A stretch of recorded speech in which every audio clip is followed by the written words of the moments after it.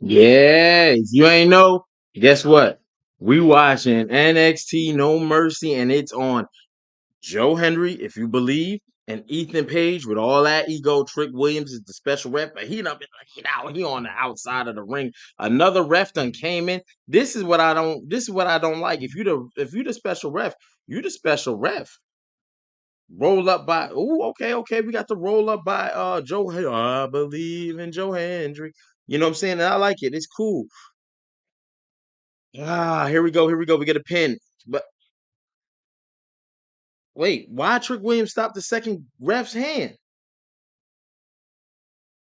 Hold up. Hold up. Can I put this to the screen? I don't know because I don't on YouTube tripping. You know what I mean? Trip don't trip. Yo, bong. So he's not the second ref trying to hit Trick.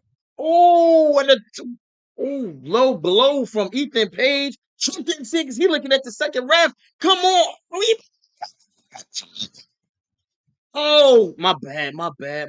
I get a little one, two, three. Ethan Page retains.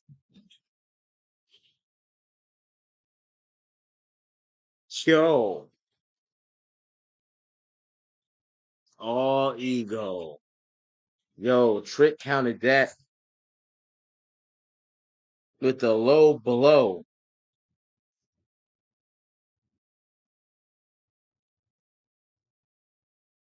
How y'all calling that? Yo, let a monitor pop off with the low blow. Let's not end it this way. Trick gotta raise his hand. Trick raise his hand. What you doing, Trick? Trick, lay him out, lay him out, lay him out, lay him out. Yeah, he did it. He raising Ethan Page's hand very begrudgingly. You know what I'm saying? And he gonna give him the thumbs up in his face. What he say? What Trick say? Probably called him a bitch. You know what I mean? Oh, that standing ovation is nasty work.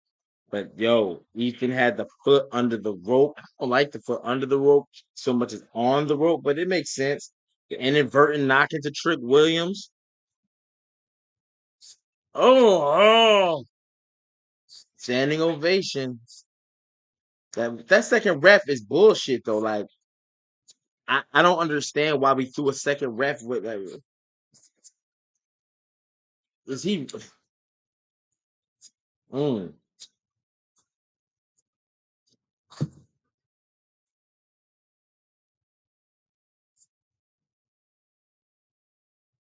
yeah, he stopped the ref. Ooh, then he hits the second ref.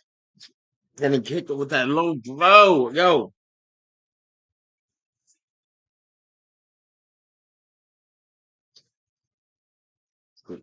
that ego edge. Just chucking my man. That's worse than the Razor thing. Trick begrudgingly counted that three. I ain't gonna hold you. Good match though. Good match. Y'all know what it is? Oh, he's standing. He got the J's on. He got the comp.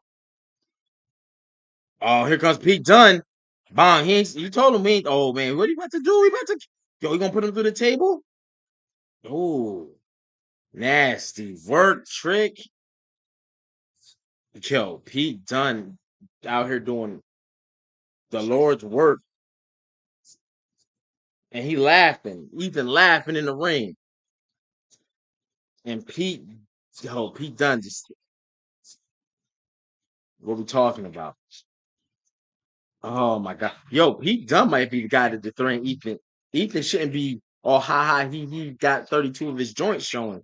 I wouldn't be so he. But that's the way the cookie crumbles, and that's how NXT No Mercy is ended. What y'all think? You know what I'm saying? At the end of the day, I had it as a banger. But what we gonna do is we're gonna cut to a little trailer. You know what I'm saying? We're gonna chop a little trailer joint. And when we come back, we're gonna get into all of that because there's a lot to talk about. Some new champs, the whole nine. So we're gonna hit you with this. And when we come back, we're gonna talk about it. Chat. I need you to, you know what I'm saying, put your joints on, jump in here, get your drinks, whether it's coffee, a sippable water, get money, drink water. You know what I'm saying? Courtesy of the podcast, Chief. And let's tap back in about 58 seconds. But Bond, we're gonna leave you with this, and we're gonna tap right back in. Let's go. This is DNA, and y'all checking out my show Top 5. You got a top 5? I got a top 5. But let's see whose top 5 is better. Good night. Good night. Brr, it's Cold Food with D. Archie Carter. A wrestling match, a return, a battle, something that you were looking forward to because you knew it was going to be hot. And when you got it, well, it wasn't. That's Cold Food, and I'm here to talk about it. It's Cold Food with D. Archie Carter. Hey, waiter, this cold.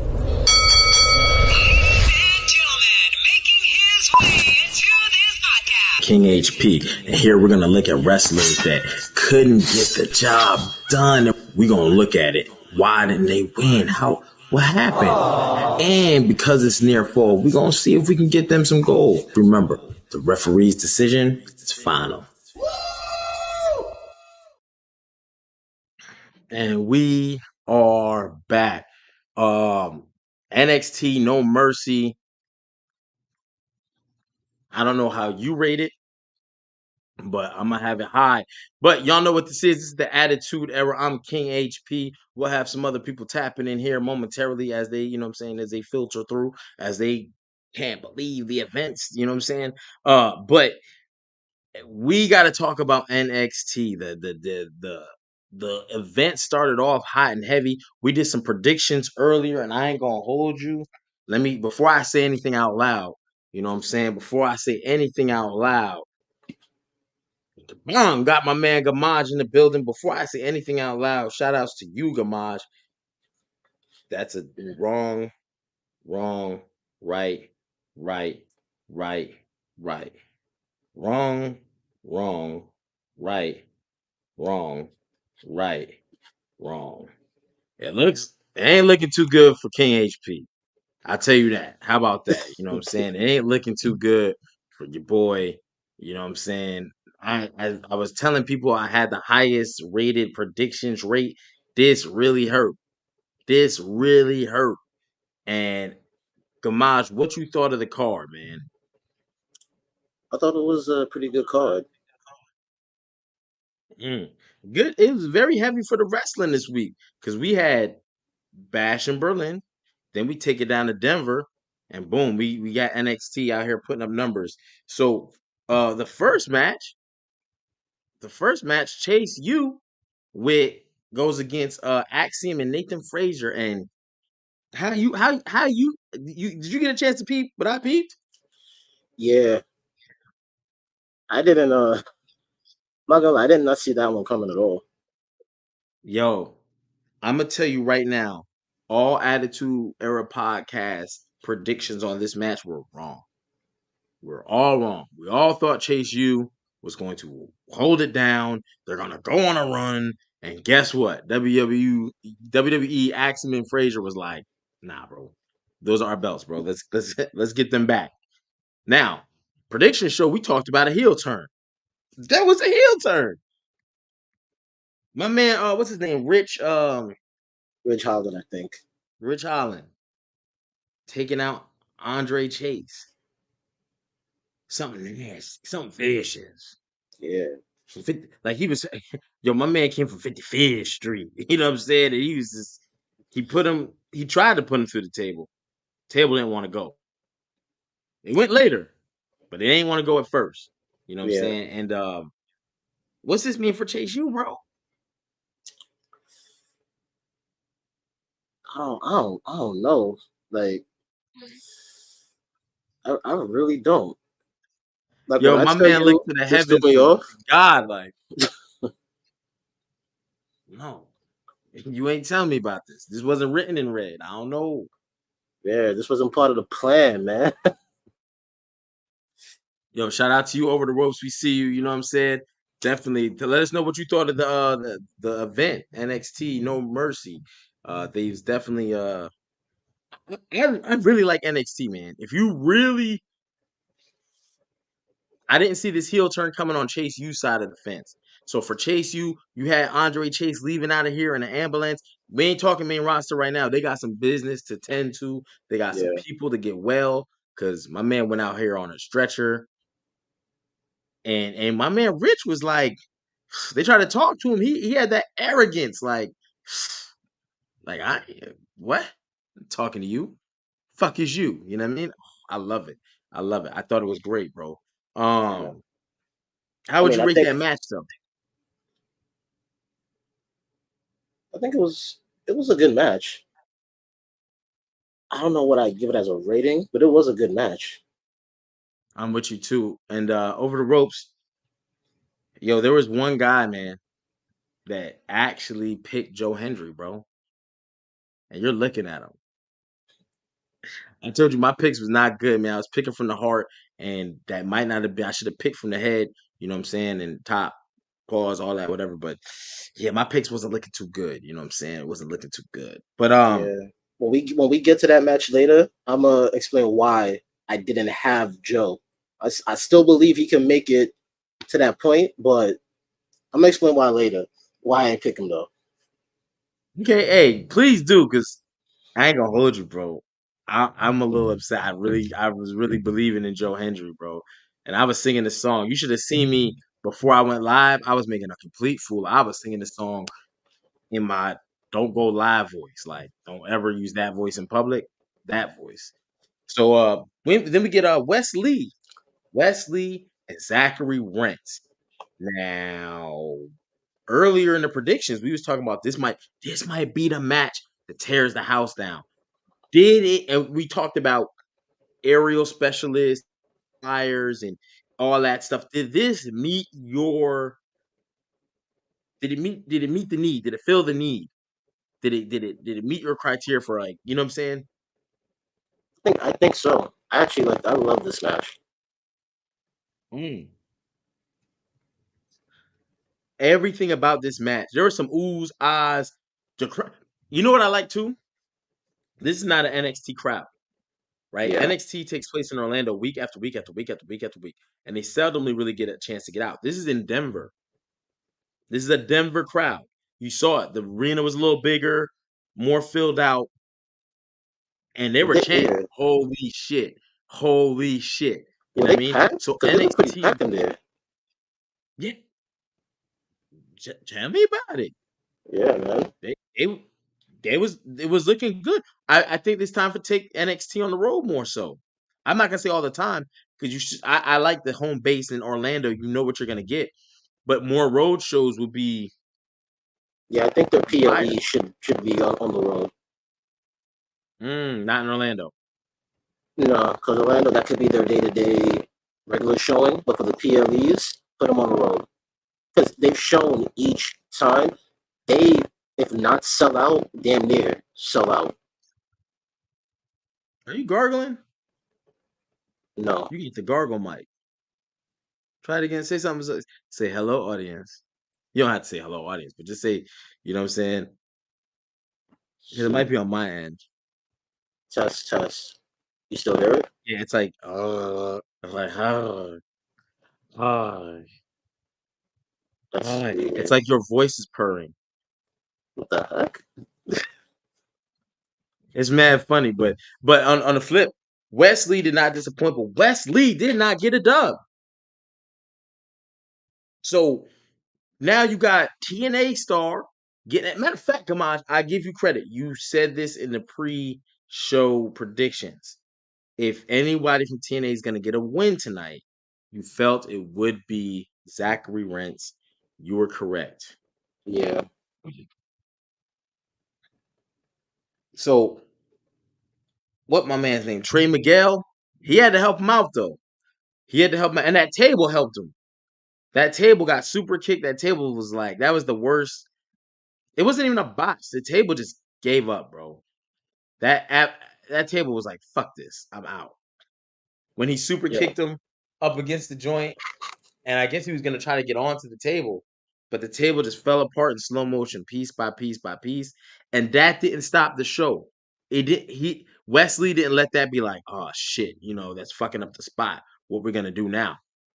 Wesley went straight to that. He said something slick too, real disrespectful. Then he went up to the top rope and took off with that two knee dive. Yeah. It looked like a coup de grace that Finn does. Yeah, it's wild.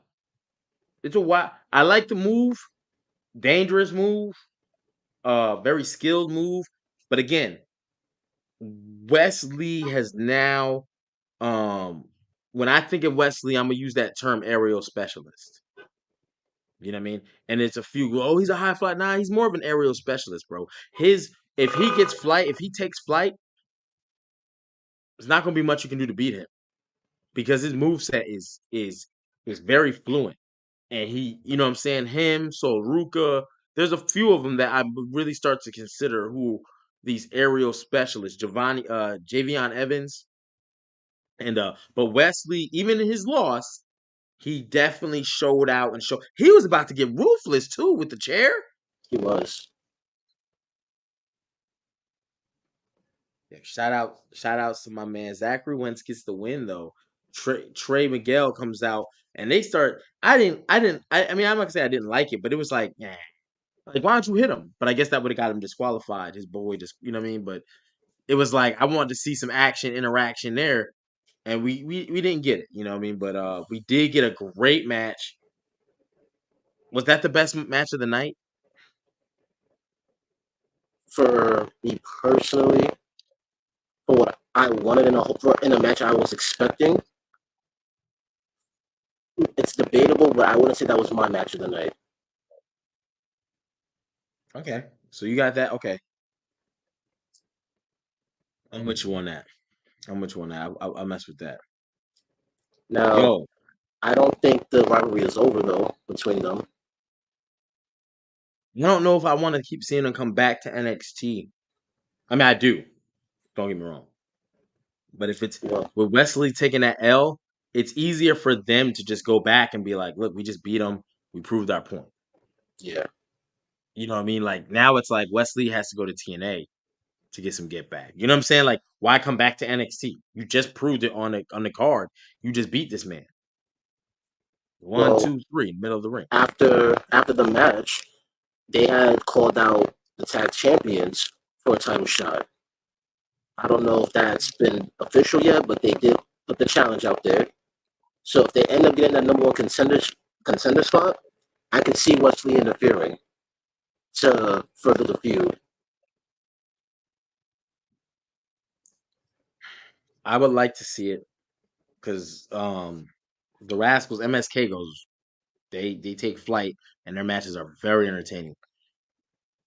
A few weeks back they had that 6-man tag and Javion Evans was Axel Frazier's third person, third wheel if you don't mind. And they was killing. That match was fire. So I look forward to it.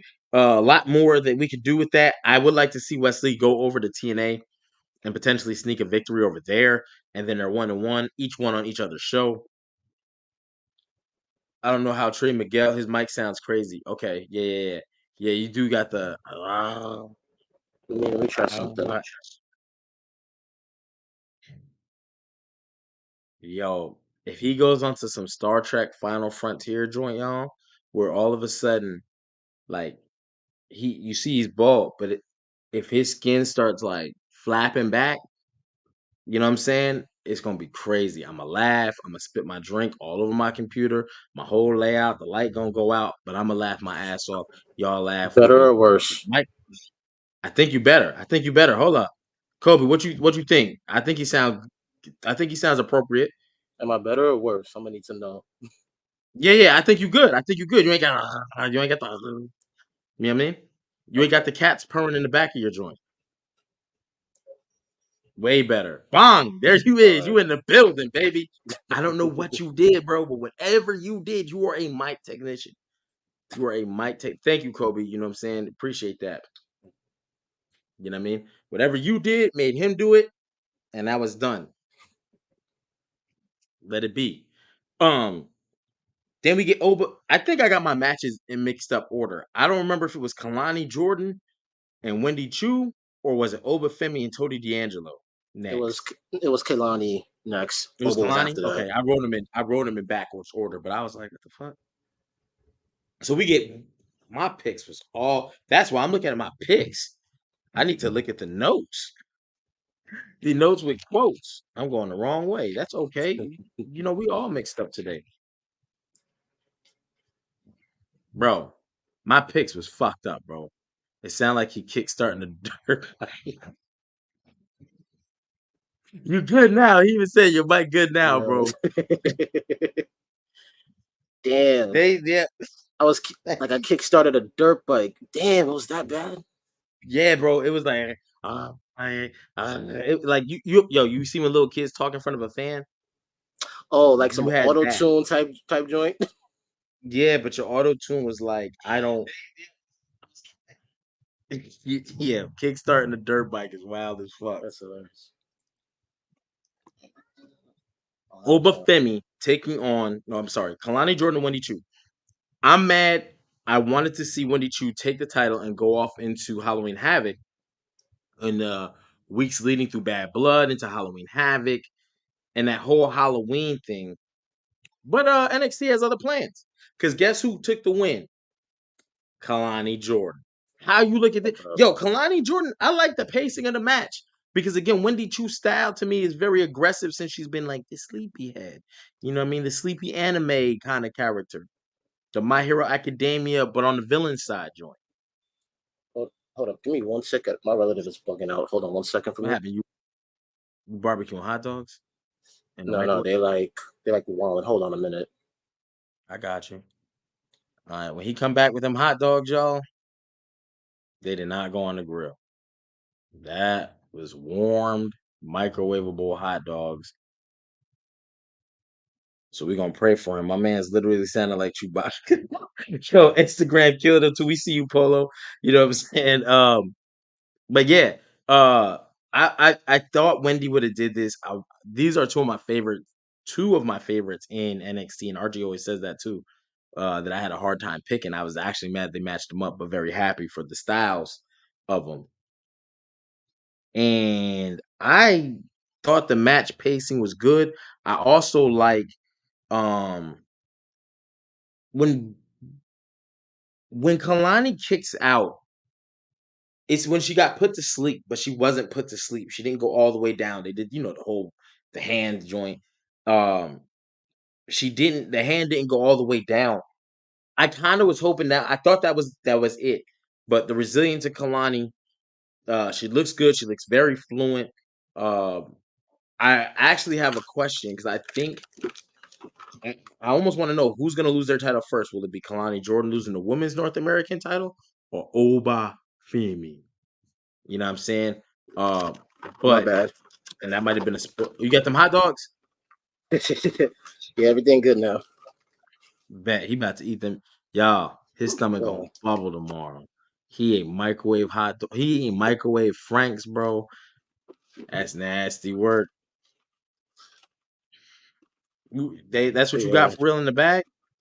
He No, gotta these. reach down in the bag to get them.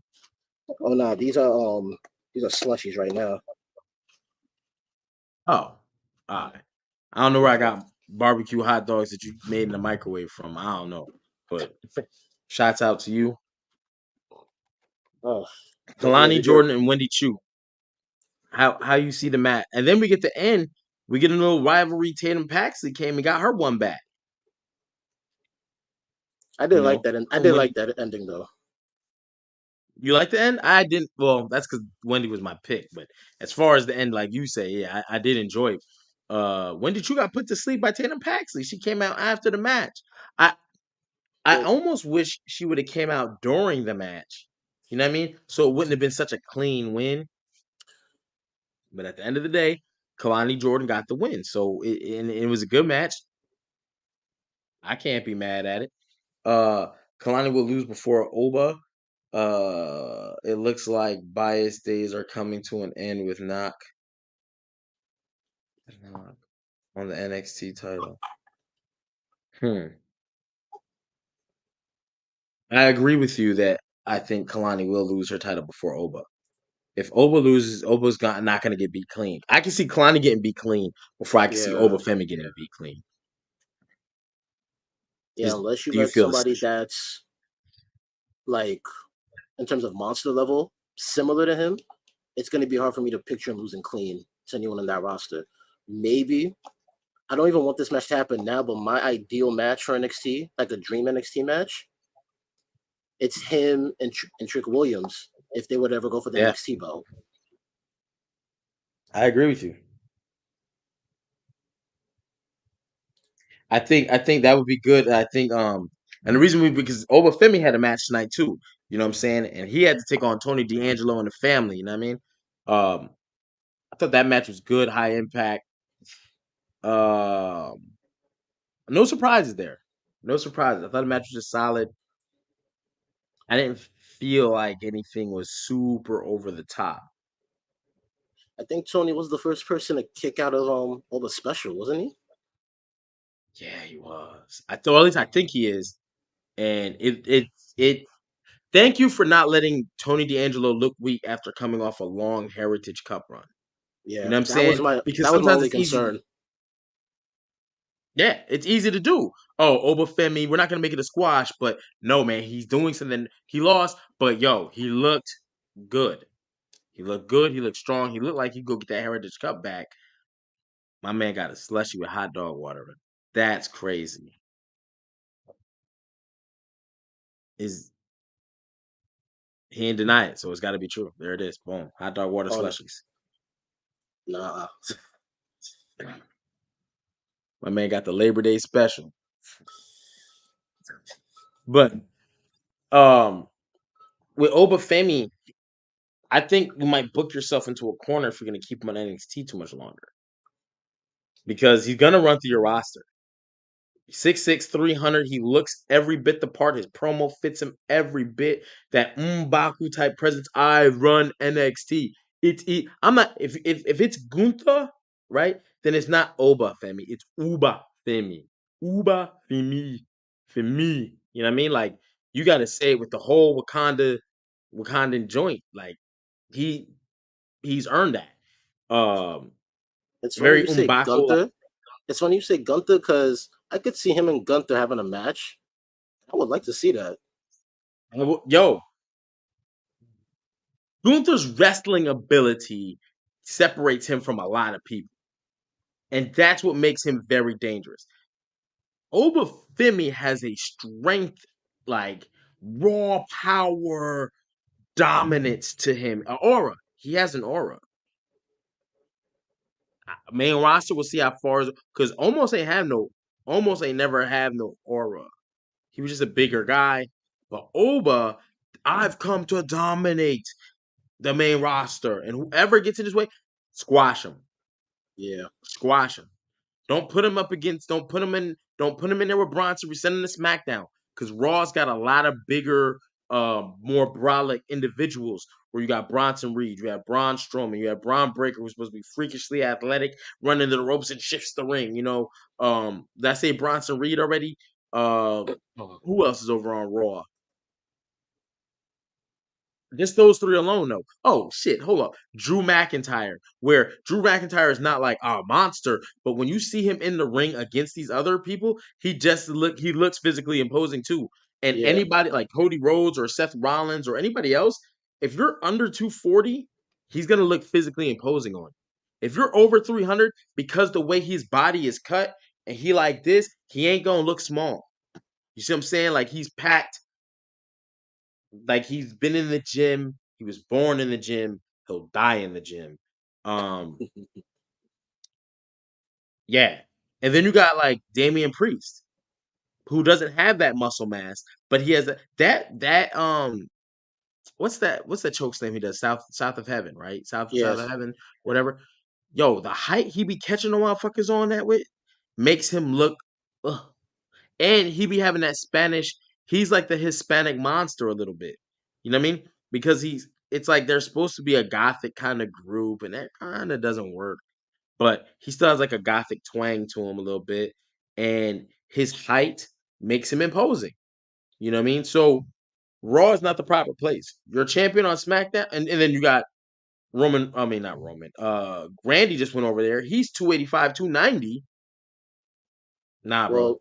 I think Sen. Randy's temporary because I think he only was placed there just for the Gunther match.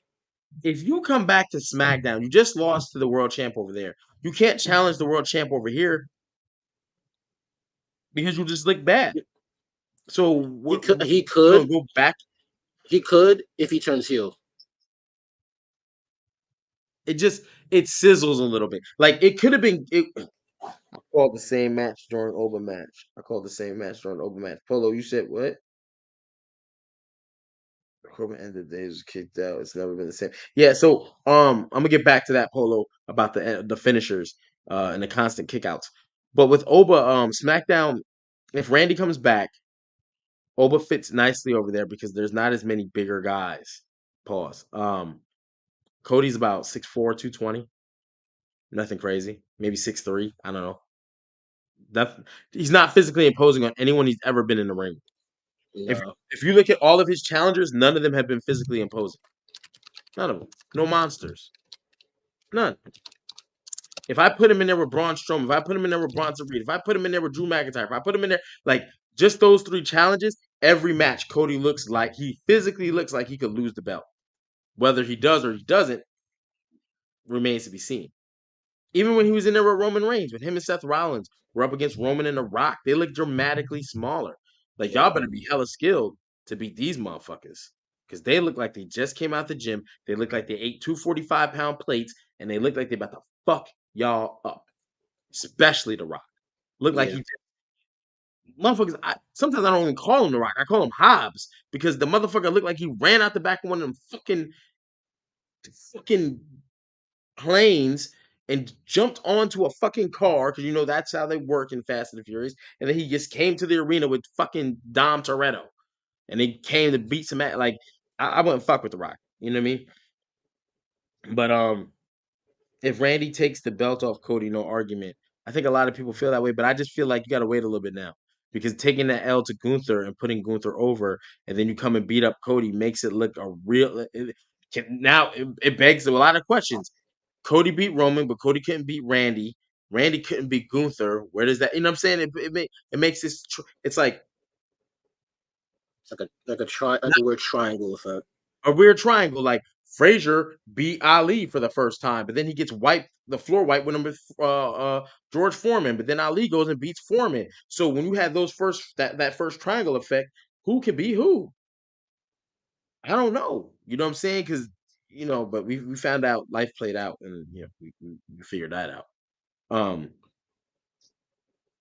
But I do think that going back to Oba, SmackDown would be a great place for him. He looks every bit the part. Tony D'Angelo can stay down at NXT for a little while longer. Not that he really needs to, because that family, I like that. I like the family. I like you know what I'm saying? I think his mic work needs. I think a lot of their mic works need a little bit, but Oba doesn't have to talk much. Yeah, Oba is not a. He doesn't need to be a talker. Right.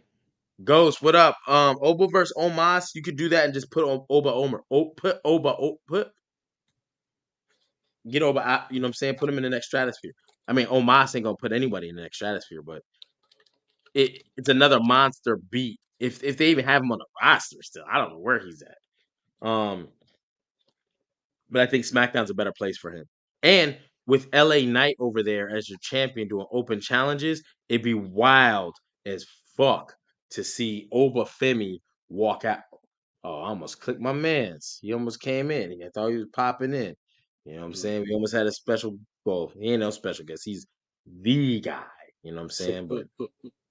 But he tapped back out. His Wi-Fi started acting crazy. But then after that, so we kind of covered 2 matches in one almost with Kalani Jordan getting the dub over Wendy Wendy. Chu. Huh? No, I was just saying Oh, Wendy. yeah. Thank you, because my brain was buffering like a motherfucker. And then Tatum Paxley putting Wendy Chu to sleep. And then we got Oba defeating Tony D'Angelo. Tony D'Angelo did kick out of Oba's finisher. And I would like to see where it goes for him. But Oba Femi is still the North American champion. Kalani Jordan is still the North American women's champion. Now we get into some shit. I don't know if I could show it all because I can't because WWE will take it out for YouTube fast as fuck. But I just happen to be screen recording because we get the arrival of a new superstar, but we get Roxanne Perez, Jordan Parker, Miss Parker, Miss Parker, Miss Parker. Outside of the fact that Jada Parker looks, I can't call her Jordan, so we're talking about Kalani Jordan. Outside the fact that Jada Parker is a great talent, phenomenal talent, Roxanne Perez is not to be fucked with. Yeah. I ain't gonna hold you, bro. She's little, but she be beating ass, bro. I There was a really lot of like ass the way she works, especially considering her height and just her her frame period. Because relentless. yeah, like how with some wrestlers they'll have them try to work in a way that does not make sense. The way she works, she makes everything super believable. That's what I like about her. Yep. Yep. Very much so. Yeah, she Very doesn't much try so. to be like a powerhouse. Like Mama, you like 5'2". Why are you trying to lift up someone that's like 5'11", 6 feet? That does not make sense. She don't work like Thick is that. all hell, bro. But I will say, I'm not gonna deny it. She know it. We all know it. Goddamn it.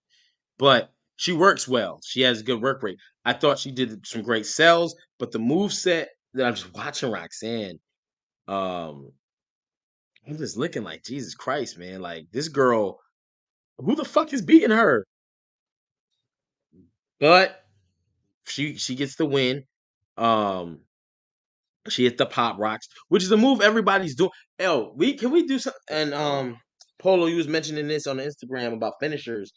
Um, Why WWE making all the finishers not so strong anymore ever since End of Days? I don't know if it was since End of Days or whatever, but like finishers are getting used on a regular. Like everyone's doing that flip pop up power bomb, which is a pop rocks. So if it's a pop rocks for you, but it's a regular move and a move set for 4, 5, 6, 10 other people, what are we doing? You know what I mean? Can we protect the moves? Hey, if this is the pop rocks, then no one should be using this move unless you're fighting her and you're purposely stealing the move in a match with her. You know what I'm saying? Right. Um, like I think Cody Rhodes said it. Once I've wrestled you so many times, I can steal your moves. I think that's corny as fuck, bro. I think it works when you fight the opponent that as your opponent, but just walking around doing people's shit. Yeah.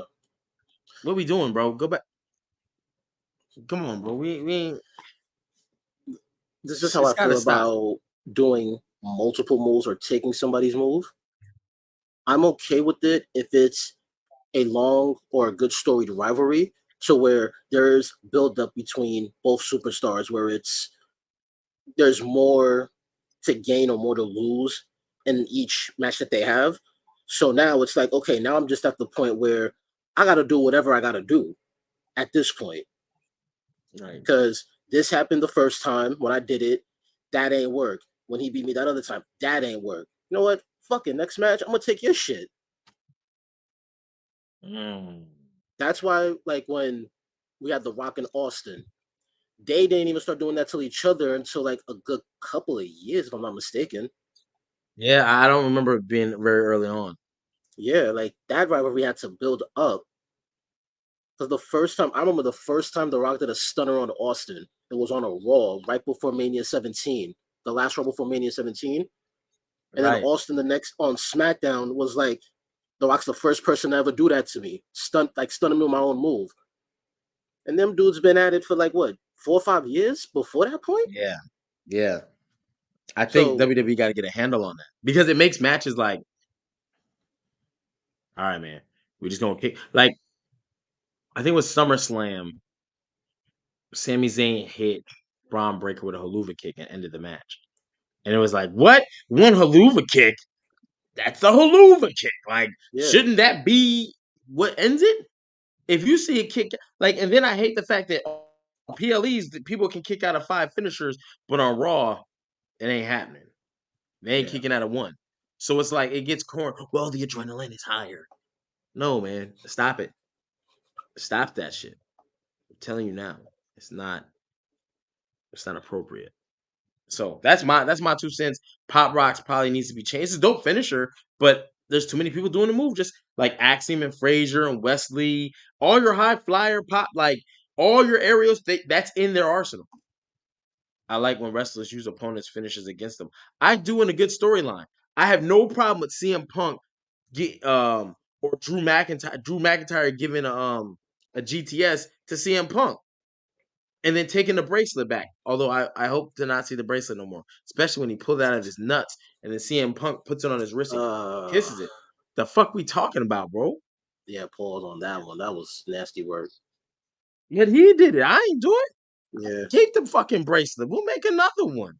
word. The fuck? I And he watched said that that shit. was that was what, less than a $10 bracelet. Yeah, I'll just make another one. He came out on Raw one time with a handful of bracelets that fans made for him. One of them. The man pulls it out of his drawers at the front. It don't matter where he pulled it out. Pulled it out. It's not like he was wearing it. Plus, that's another man's sweat anyway all over that shit. I'm actually surprised he didn't wear it on his wrist the whole time. I hope because Drew is so raw, like off the top. Pause.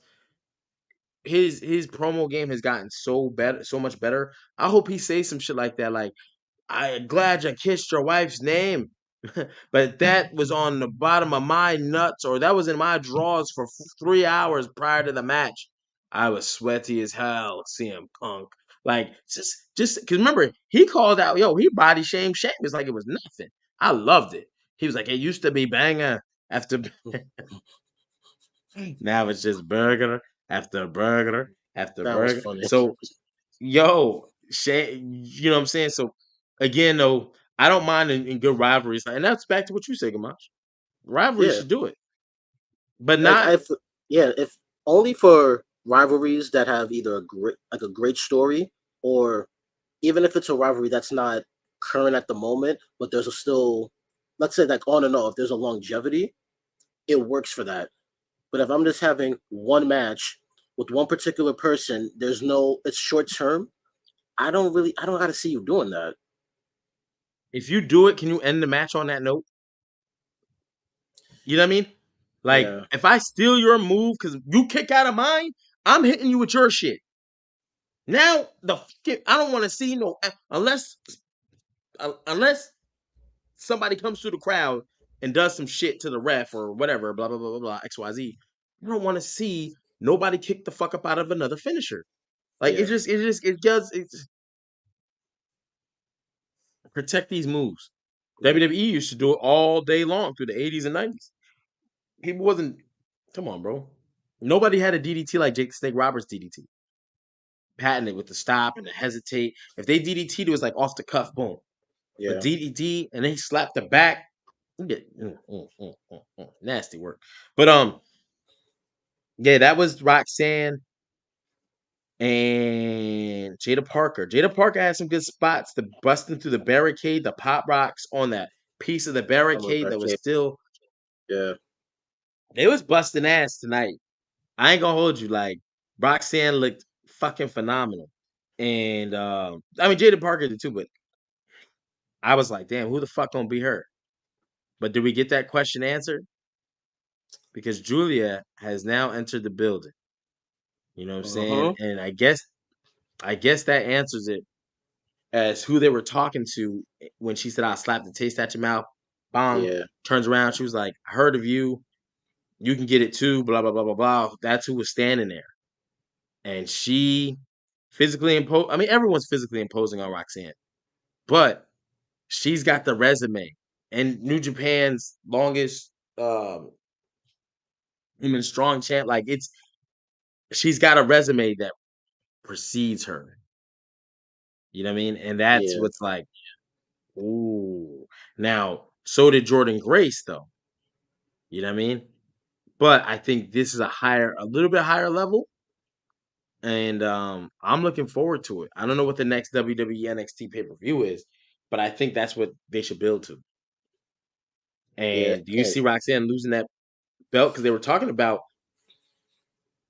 the length of her title reign or the PLE victories that she's had as champion Like she tied the record, I think, or She's some either shit like that. tied or the only person that's over her is Asuka, Mm. something like that. Yeah, they were So mentioning it. now this And is my theory on that. They don't usually mention those type of records for someone in NXT if they don't have plans to put them on the roster anytime soon. mm, So mm. I What don't we know, talking like about? if she was to drop that belt, my assumption they're gonna get ready to put it in that roster. I don't know if it's right away, but it's like behind the scene, we're already gonna start cooking something up for you once you get on this roster. So you're gonna hang back for a bit, but we're working on it as of right now. Like we're gonna start making plans for you right now. Mm. I would love to see it. I think that it's much needed. What brand would you rather see her on? I'm gonna be honest. I would want her on SmackDown, and the only reason I'm saying SmackDown is because I just feel like Raw got too many damn people. And I get it, it's a 3 hour show, but I gotta see new On faces on SmackDown Netflix. too. They're going to Netflix. Do you think? Do you think that? So you say her going to SmackDown? You got Nia Jax, you got Bianca and Jade Cargill in tag teams. You got what else you got over I'm gonna say Pure Fusion faction, but they're on Raw. You got Damage Control is also on Raw. Yeah. Okay. Um, I guess Alba Fire was Alba Fire. I can't remember where Aladon and Alba Fire were from prior to them winning. Where they were Naomi's from. over there. Tiffany Stratton's over there. I think Blair There's more. Davenport is on SmackDown. Blair Davenport is over there. Um, Liv Like I would Morgan's have on Raw. Rhea's is on Raw. Otis is on with the Wyatt, so therefore old girl is on Raw. yeah. Alpha Academy, the chick, she's on Raw. Why my brain Yeah, I can't think mush, of but all of them, but it's a lot of female talent on Raw compared to SmackDown. it definitely feels that way. It definitely feels that Bailey's also on SmackDown. Yeah. So you have some good talent there. Um, I would definitely love to see what the plan is for her because she is a smaller person, but that feisty style that she has, where she's just like in your face, going at you, move set, pulling you through the turnbuckle on the outside of the ring, pulling on the arm, wearing down on your shoulders, breaking down on your knees, jumping. Oh, your ribs hurt.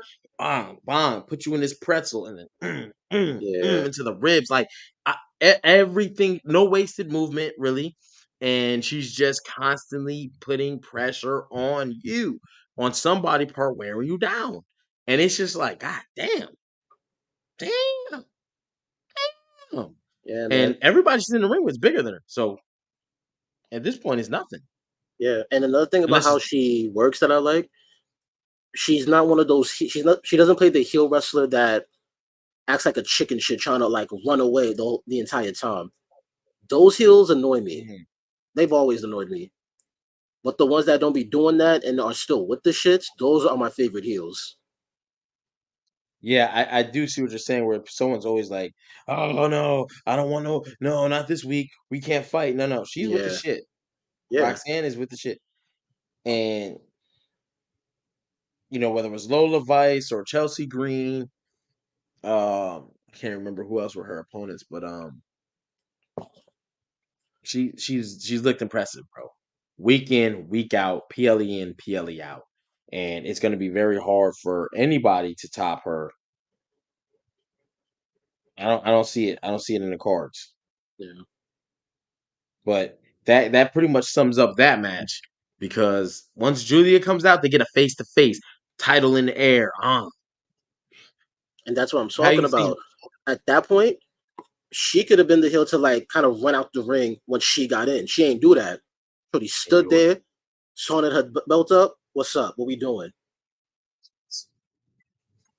I love Shout it. out to her character for that, because you're right. She's not pussy. Rhea comes out, Liv is gone. Yeah. You know what I'm saying? Even Bailey retreat, like, I mean, not Bailey, Nia Jackson retreat. You know what I'm saying? But yo, Roxanne, she's with the shit. She's with the shit. So Yeah. she's gonna stand her ground, and she really feels like can't nobody beat her, can't nobody touch her. So I definitely enjoy that. And then we get into the main event. Joe Hendry, All Ego Ethan Page. Trick Williams is the special referee. Tell me your thoughts on this one, por favor. Good sir, with the hot dog water slurpee. I Yeah, think thought I forgot. that Trick, he was unbiased during this match. I think he was a good referee. I didn't expect the what was it when Joe Hendry had did the pin, but Ethan had his leg under the rope. I wasn't really expecting that exchange.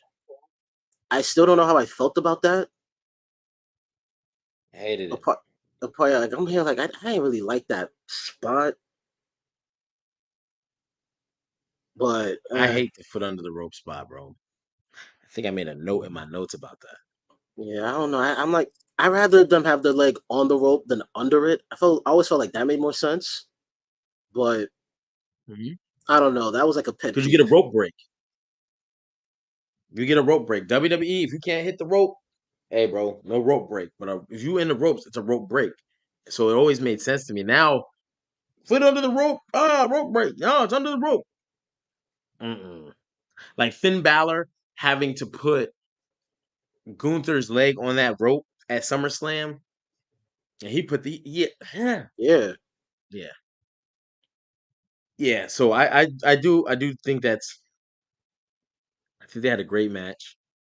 I did not like the second referee shit. I wasn't feeling that. I do like the unbiasedness of Trick, but I didn't like that a second like Trick got laid out outside the ring. He didn't get yeah, laid out, but he got knocked outside the ring. A second referee just automatically comes to the ring to start counting. And then Trick saves that pinfall because he stops the count because he slides yeah, back in the ring because he's like, I'm the ref. Ain't no other ref gonna count three, which is crazy because if that was a three count, that's a three count. It doesn't matter who counts it. So to me, it's like, yeah, what are we doing here? yeah. Who the fuck sent this guy out here? The great value ref. What it I should don't have know. been once Trick got knocked out for a little bit. I'm thinking Ethan and Joe are gonna like start using weapons and shit, like doing illegal stuff. That's what I Hell thought was yeah. gonna happen. And I'm thinking, okay, now it's about to get more lit. And then once I saw the second, I'm like, oh, it's over for that. It's corny. That's corny. Why did we ever have a second ref because the ref got knocked out? Maybe with regular refs, but not when there's a special ref.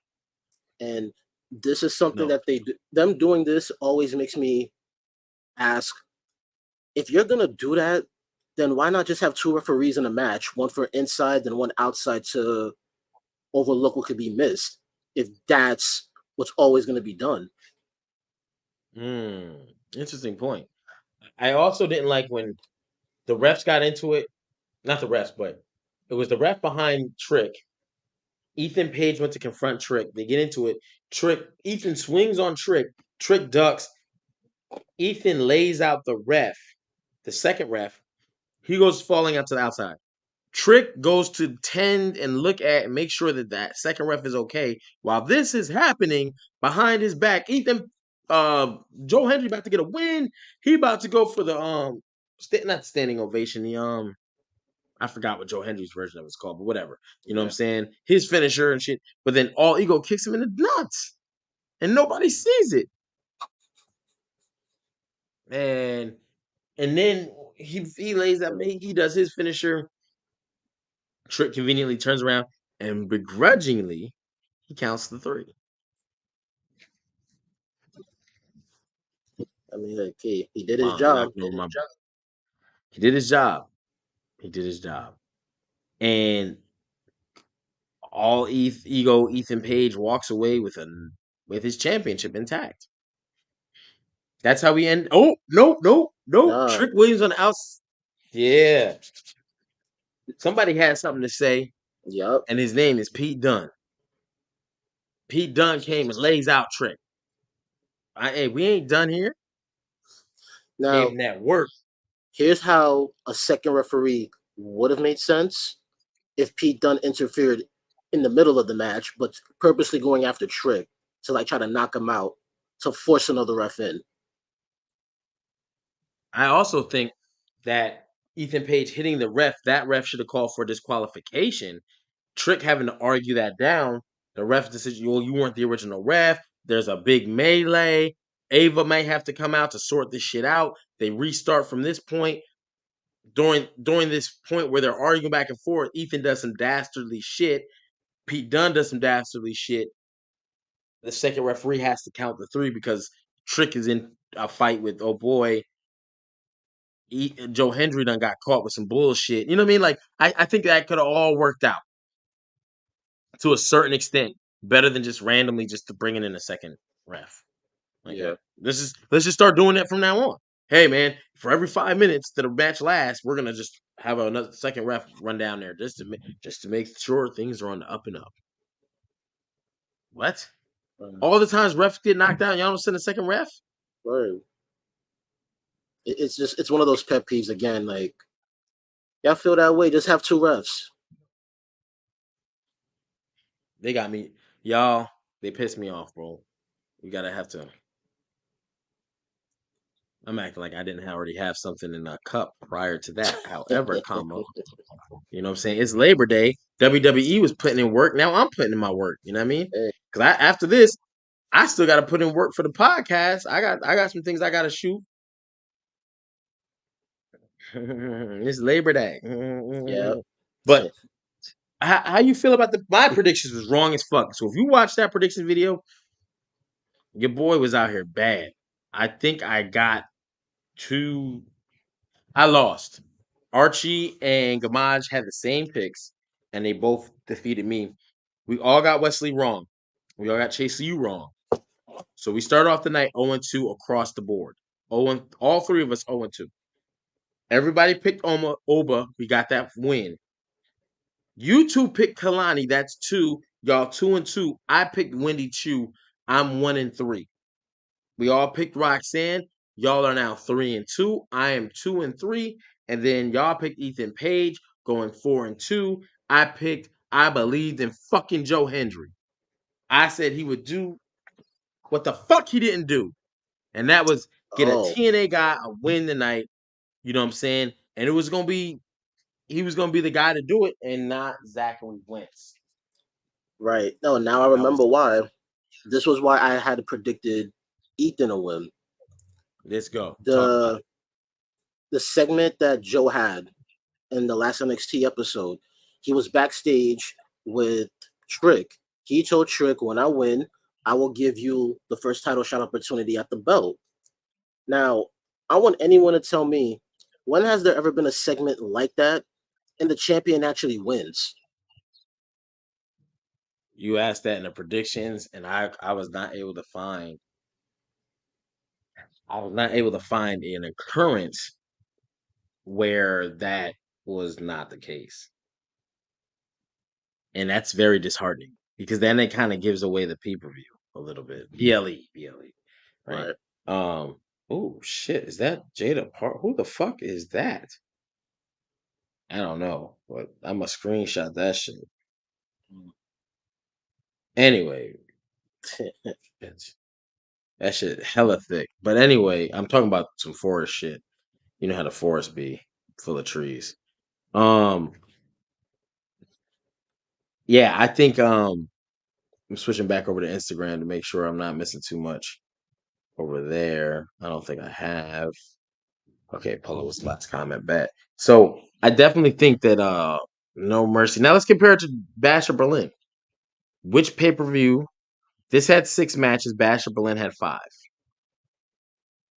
Do you feel like one had more impact to their current show. And the advantage should be NXT in that department.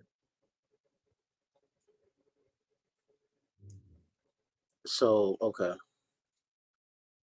I don't think it's fair for me to say which PLE I felt was better, but I will say this in terms of which matches stood out, I would say the most from both shows. Mm-hmm. Talk to him.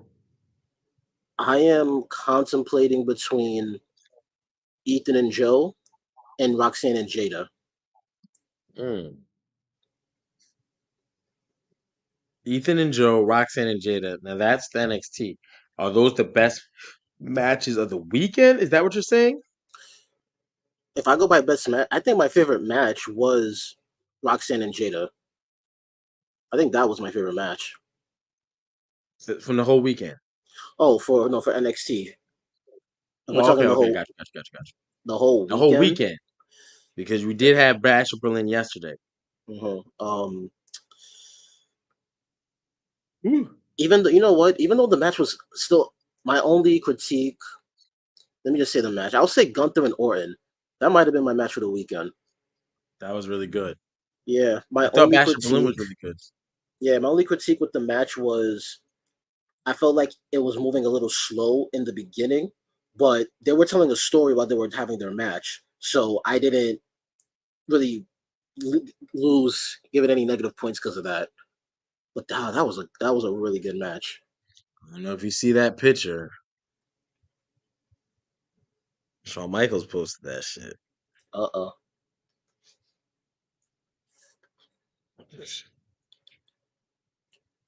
Shawn Michaels is out here making moves, bro. Major moves. Like that's a huge. That's a thing, man. Um, I think with the addition of Julia, that being a surprise. I don't remember any surprises off the top of my head for Basher Brother. I do feel like one of my favorite matches, whether it was the best or not, but my favorite match might have been the strap match with Drew and CM Punk. I do think that in the same regard that I think that man, it's tough because I can't call it for which had a bigger impact on their show because one, Bash in Berlin is split. SmackDown had um Cody Rhodes on there, and then Yeah, Cody and Kevin Jade and and Bianca. Jade and yeah. Bianca. Did Nia Jax wrestle yesterday? No. Nah, she I'm didn't. tripping. Her match was on SmackDown She was, against she was on Mitchin. SmackDown. Yeah. Yep. Which is another. But anyway, so you had two matches for that, and then Raw had Dom and Liv. They had Gunther and Randy. Even though that could have been for either show, because if Randy would have won, what would have happened? He would have stayed on Raw probably. And Yeah. then you had what was the fifth match? Well, yeah, you said Gunther, Randy, Gunther Cody, Randy. Kevin Owens, Bianca Jade, with the Marble Fire, and Isla Dawn. That's three, right? The tag Also, match. SmackDown had three. SmackDown had three because they had Cody, Kevin, Jade, Bianca. You know what I'm saying? And then they had damn. Why I can't? I'm about to write them down. That's Basher so Berlin, damn. Fragile Okay. Phil, Cody Arch. The tag that's SmackDown. That's SmackDown. Raw it's Dom. Fragile Phil is Raw. Gunther is Raw. That's three. And Yeah. Cody is SmackDown. So SmackDown had three.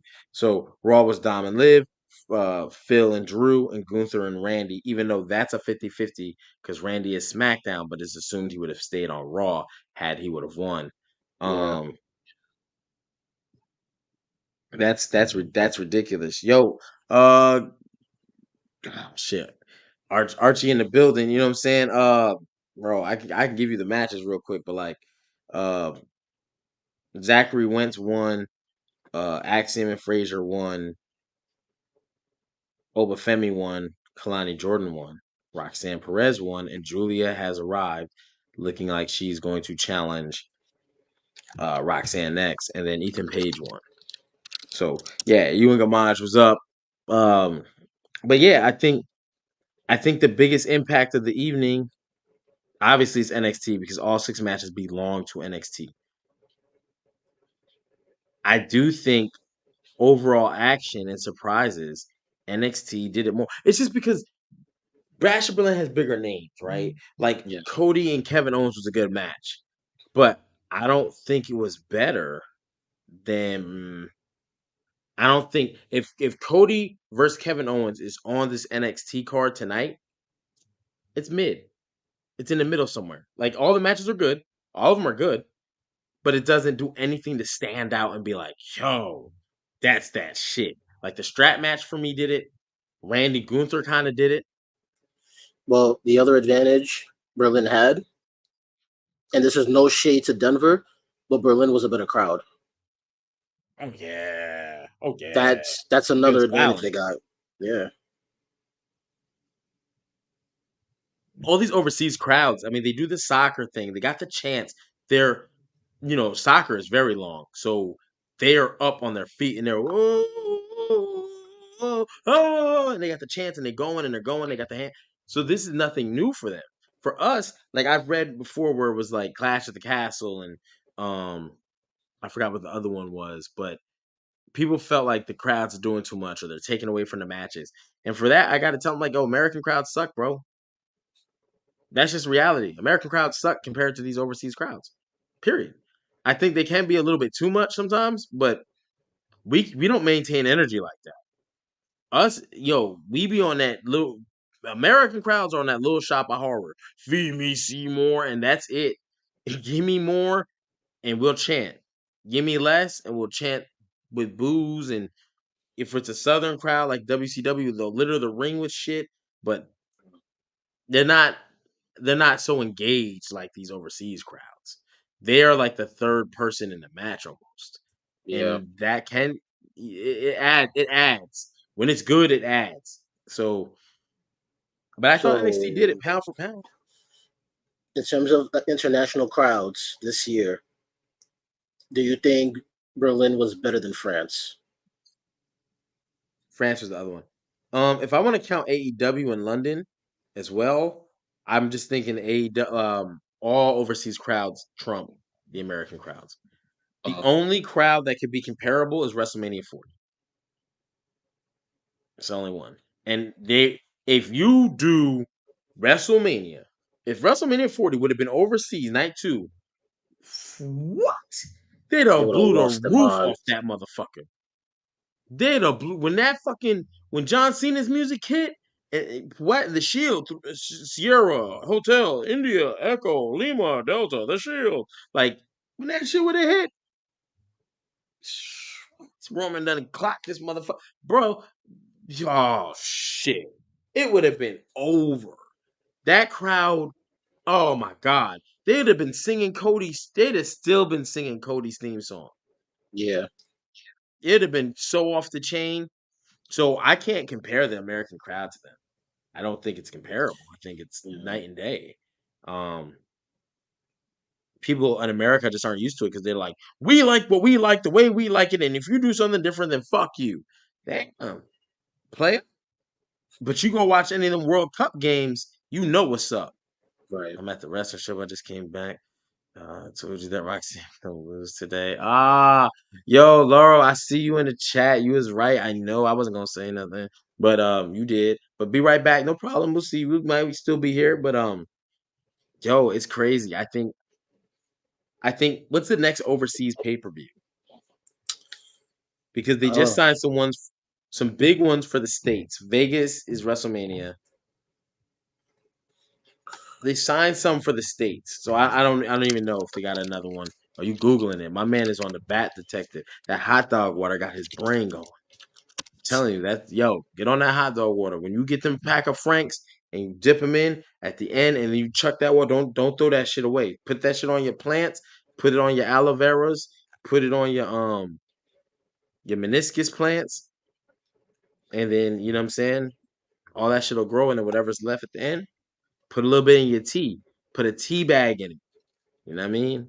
And then drink that shit with a straw. You See, and then put I'm like not. a little bit of honey. I'm not sure if we get another one. At least they haven't mentioned any. That's out of the country. Okay. I know the Atlanta crowd's probably gonna be psyched up for Bad Blood. I don't know if they're gonna, like I said, the American crowds aren't even like overseas crowds. So that is, but I think they'll be like very pumped. I think they'll be very electric. And I look forward to Bad Blood. And I I think want to that's Cody's hometown, right? So he's gonna get a big yeah, pop there. yeah, that's why I hope he drops it. Right in his hometown. I mean, if they're really gonna do him and I really don't want him to fight Solo again. Solo. That's it. Who else? Who else is he gonna take on? There's nobody Uh, on the hills. Cody's reign at the top is short like leprechauns, bro. Not trying to quote big like that, but it's not even that it's short. It's his the WWE has done a opponents he poor job on has. SmackDown. They've done a poor job of marketing the next singles guys. Poor, poor, piss poor. This is why I could read an article yesterday about Kevin Owens looking at WWE not looking to re-sign Kevin Owens, and his contract expires in December. Right? If this to be true, and he doesn't resign, there's a new company. WWE can talk all that shit. Oh yeah, they're doing bad business with the contract. Of course, you're gonna say that. Of course, you're gonna say that. You don't want people to go to AEW, but you have too much talent on your roster That they're not where you using. have you can't. You're not even using it. You just have it to have it. You just booking deals to make sure that nobody else can flourish, which I'm not opposed to that. I get it. You're a business. And if I got the most talented people in the world, one thing I got to do is secure the bag. If I don't secure them, I give opportunity to other companies to bubble up. And that creates the WCW. Let's go back to that. This is the Attitude Era podcast. Let's go back to the Attitude Era. All it takes is 2-3 things that went left to go right. And there's a whole new history. A whole new history. People talk about WCW like it was the pits of fucking wrestling. And let's be clear, for 83 straight weeks, there's 52 weeks in 1 year, right? What's the difference after that? How was 83? That's 31 more weeks. So that's another half a year. For a year and a half, give or take, WCW beat WWF, WWE in the ratings week after week after week after week after week. Never. Yeah. You know what I mean? The Premier League was beat for a year and a half. It started to look bad. Go watch 1995 Royal Rumble. You tell me who the final four in that is. Shawn Michaels, British Bulldog, they're 1-2. I think Lex Luger might have popped in there at one point. He was a big guy, but once he got eliminated, it was like, well, the fuck, who gonna win this? No one knew. British Bulldog, bet, made the most sense, and Shawn won it. You can't tell me Shawn made the most sense in 1995 over the British Bulldog. Yeah. He won every championship. He licked the part. My point is, WCW was this close to taking out. So you can't let other companies get on your heels like that. AEW, I can look at botch after botch. If I want to make a highlight reel of WWE botches, I can do that too. It's Yeah. not hard. You know what I mean? We can have the table spot tonight. We can have, you know what I'm saying? Like it's a lot of shit. However, they look like they're coming up. And the more superstars that go over there, when those writers start listening to the WWE talent, if they because remember, people don't want to make the same mistakes. WCW didn't listen. They had poor writing. They just tried anything. So let's not try everything. Let's be conservative. We don't need Edge jumping from the top of a cage anymore. Got it? We don't want no more broken legs. So let's try some other things. Let's try some, you know what I mean? They're not that far from being the number 2 legitimate, making $1 million a week. And once Netflix deal hits, it opens the door to wrestling, not just WWE, even though WWE is going there. But for people like, oh shit, there's some more wrestling on. What's this? Because think about this: people confuse Marvel and DC day in and day out. Oh man, I would love to see Superman versus the Avengers. Nigga, what? Yeah, man, Spider-Man can fucking Batman. I seen that movie when Spider-Man beat Batman. What? Huh? Okay, you don't know. You don't know. So think about how that works with wrestling. Oh man, Bryan Danielson was just in WWE. He has a triple threat match with Roman Reigns and Edge. Well, two of the three of those guys are in AEW. So you think people's getting mixed up with Marvel and DC? You wrestling, motherfuckers change companies like T-shirts. Yeah. So it's very easy to come back. Keep Kevin Owens. 7 years he ain't had a singles title. A title. I don't want Obafemi to come to the main roster if he's gonna get shitted on. I don't want Trick Williams to come to. I don't want Ethan Page to come to the main roster if they're gonna get shitted on. I don't want Joe Henry to come there if he's gonna get shitted on. Look what they did to Shinsuke Nakamura. Where the fuck he been? He been a jobber. That's what he been. Man, It did Shinsuke dirty, man. bro. I don't even remember the Royal Rumble he won and what happened. I just remember him and AJ Styles was supposed to happen at WrestleMania. It happened. I'm done. I'm done. I can't. Yeah. I can't do this with WWE. They just don't. They don't. I hope, but let's be clear. Let's not act like more wrestling promotions doing good work is great for us as the consumer because it forces each company to be on their A game way more often, to stay sharp, and to create great stories and have superstars take more risk, which I am opposed to sometimes because I don't want to ever see anyone get hurt. I don't ever want to see another draw. I don't ever want to see another Big E. Unfortunately, in wrestling business, that is the business. Yeah. Supreme athletes, but some. I mean, remember Dennis Bird from the New York Jets? He got paralyzed on the field. Like injuries happen. So I hope to God it never does. But we do want to praise wrestlers when they are doing these aerial moves and they're doing all these things. I think that AEW has a good shot. I think NXT is still the like, if every show was its own brand. Currently SmackDown, as corny as it's been, it still leads the ratings. Raw is number 2. NXT and AEW have been flip flopping for that third spot. You think NXT can, after a pay per view like today, after Julia making her not in ring debut, but like appearance debut, do you think that they can solidify that third spot, keep 600 to 700,000 viewers each week? Do you think they can do that? Absolutely. The problem, Okay. because this is the problem AEW has that NXT doesn't have. NXT is consistent with their ratings. AEW is not. Correct. So I can pull them bitches too. yeah, like I will always accept consistency over like an up and down spiral. Then that's me personally. At least with the consistency and maintaining that rating, I am confident on what's going to work and how to make it better. Oh. But if it's an up and down, it's like, okay, each time I gotta look at it like, what the fuck are we doing wrong? Talk to him, Gamaj. So yeah, it's definitely possible. And Um, unlike AEW, it's not full.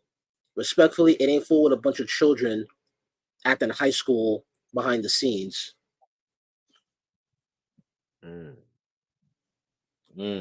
Talk to him.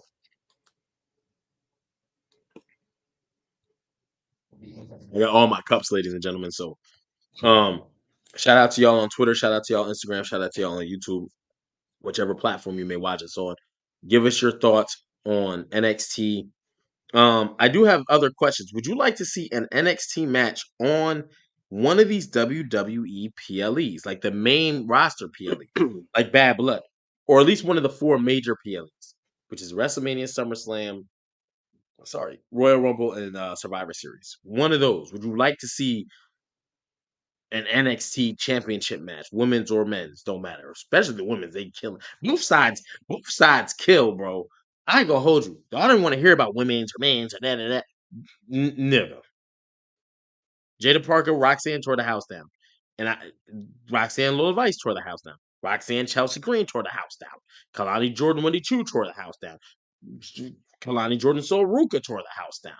Like, if we just keep going back to these PLEs, Obafemi and my man's from Chase U, who they had it out on NXT one night, tore the house down. You know what I mean? Like, NXT doesn't. They chef's kiss, I and mean, I I'll forget say sometimes they're developing. I want to say this: if they do start doing like one NXT match in a PLE, because I don't like pre-shows personally. I really don't care for pre-shows. It's a bunch of recaps anyway. You could put one NXT match as a promotional match on the pre-show. Mm, That mm, gives them that opening eye of mm. attention for other viewers. You will attract more people to your pre-show, even though we know it's still going to be a bunch of recaps, but you're at least presenting a match, and it's going to bring They people used in. to do that. I'm coming back in the morning, so if you want to lock it, then you. Oh, that's my son talking to me. They used to do that with Preview Guide, Free for All. That was what it was called. And 30 minutes before the pay per view, Preview Guide used to scroll. I don't know if you come out. I don't know. You know what I'm saying? But when you turn on Preview Guide, like start from channel one, it would go all the way up through the channels, all slow. So that's how we had to find out what was coming on at what time, and it would have like 6:30, then 7, then 7:30, then 8. You know what I'm saying? And you're reading across, watching. You hope your channel didn't pass, otherwise you gotta wait. But on Free for All, on the pay per views, 30 minutes before the pay per view started, WWE basically had a pre show and it would have one match. At one point we saw Stone Cold versus Yokozuna on one of those pre shows where Yokozuna broke the rope, fell back.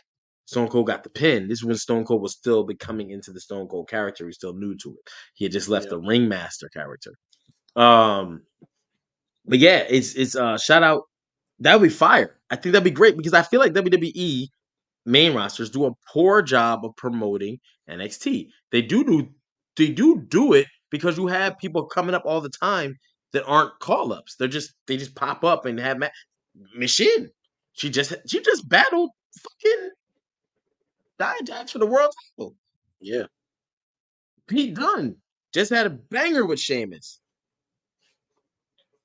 So but that's not good. I mean, it's good promotion. Let me not say that. It's good promotion. But I wish they would do more, yeah. like what you said. like, Pre-show. let's say, you know what? Let's say Survivor Series for that PLE. You imagine their pre-show is an NXT match? What? Like, They tell the house down. yeah, I just don't see how they don't do that. Like, you could do, you know Maybe what I yeah. would, you could do like the NXT North American title has a pre-show match, That and works for me. yeah, I'm already confident Oba's still going to be champion by that point. And let's say if he still is, who's not going to want to tune into him for Survivor Series on a pre-show? No, boxing does this all the time. When Floyd Mayweather fight, Canelo was on the undercard. When Canelo became big, when he was first getting big after Mayweather left, you know who was on his undercard? Gervonta Tank Davis. Yeah, You see what I'm saying? So you always have the next on the next. So even when you connect it, when Oscar De La Hoya had his fights, guess who was on his undercard? Floyd. yeah, Like, you know what I'm saying? It is what it is. Like, if you want to promote the next, put them where the eyes is. If the PLE is your big event, we got to bring somebody up like an undercard. Yo, on top of all these, we give you a free, like you said, like the pre-show main event, Oba Femi. Wait till you get your eyes on him. He is taking, and then maybe in the back he gets into an argument with somebody yeah. And the a thing with the little bit. pre-show is that the pre-shows are free, and I get it. Maybe they don't want to like lose bread on these wrestlers, but my thing is, you're giving people free entertainment. More people are going to tune in, and those free eyes that you're bringing in to that content, you're like, whoa, who's this? Who was that? Now you just reeled in more people that want to tune in. Yeah, let me tell you something about free, bro. Right, and I do business and stuff like that. Right, sometimes the price of free can make you rich. Right, if you don't believe me, ask Mark Zuckerberg. right? Facebook is free. Facebook does not charge anybody for much of anything. You know, lately, yeah, if you want to fucking do ads on your phone, but I mean, Mark Zuckerberg became a billionaire off of free business. Well, how? Well, ads came, sponsorships came because they seen how many people have this, use this. This is a constant tool, and they use it. So we'll put money in this if we can do this, and in return, we can get this information. Blah blah blah blah blah. A free business made a man a billionaire. So we don't always have to charge people for things, because if I can put you in a place that you need to be for everyone to see, oh, they're gonna come with their money out because they're gonna want to pay to see more. Yeah. You see what I'm saying? So the same type of business model, to a degree, works for a guy like Obafemi. Has a fucking aura, bro. Obafemi's not the most over guy in NXT. Archie Carter says all the time, that is fucking Joe Hendry. I would never argue with Archie about that. Archie nailed that bitch perfectly. But the man with the biggest aura who casts the biggest shadow, I would say, is Obafemi. And you almost got to be delicate with him, because if I put him in a championship match, there's no reason he should not walk out as a champ. If you have Ethan Page beat him, it looks bad because their finishers are strong finishers. They should not be able to get off on Obafemi, and if they are able to get it off, he should be able to kick out at the 2. But you can't kick out of his because he's so imposing. That motherfucker. I watch this man bare paw slap people like off the ring apron. That's not a move. And he don't jump, bro. Shit. Shit. I'll fight Ethan Page and Joe Henry at the same time before I fight Obafemi. Any nigga that comes to the ring dressed as M'Baku, I'm not fucking with, bro. He sees that And then you have medicine. the size. You have the size. You got it better off having the motherfucker Wesley dressed as Killmonger. I'll fight him.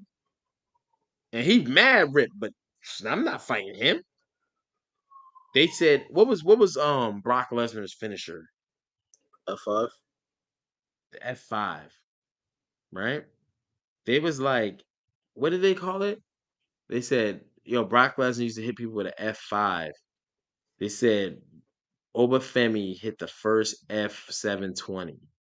Is when he took Wesley, Yeah, and he instead of that just. the F5, he spun that like Yeah, that was crazy. yo. Oh my god. Raw shit, bro. That dude, he's got it. He's got it. As long as don't have him talk too much. Even for world titles, me and Archie talked about that. When you win a world title in WWE main rosters, you have to do mic work. Not too much. Even when Undertaker was champ, right? They had Paul Bearer. Brock Lesnar. Brock Lesnar sounds he's got Mike Tyson syndrome. When he starts talking, you start thinking like, I'll beat the shit out of this motherfucker. Then he comes from behind the wall and you're like, oh shit, fucked up. But when he talks, his voice it's not imposing, right? So you get him a mouthpiece. And then Brock Lesnar, when he was solo, he had the little braid and shit. Not much talking. I don't give a shit. What he told Heath Slater, I don't give a shit about your kids. Kids. You knew he was about to get fucked. Not much talking. So, but again, you do have to talk. Obafemi, he can talk. He doesn't do much talking. But when he put the suit on for the Tony D'Angelo and met him in the restaurant, he still looked like he belonged. Yeah. He didn't look out of place. He looked like, let me talk to you about, because he was talking to him about like doing business deals with D'Angelo. Tony D'Angelo is fire too, but he don't have the same type of aura. Yeah. He don't have that same type of aura. Yeah. I don't think anyone else in NXT does. And not even Trick Williams, to be honest. Not even Trick. I think Oba is. I'm not fucking with him, bro. I'd rather. Trick don't own a T-shirt, so when I see Trick, I'm like, I gotta pack a lunch, bro. Hey, I know I'm gonna get beat up today. I know this shit gonna be swollen. This shit gonna be leaking.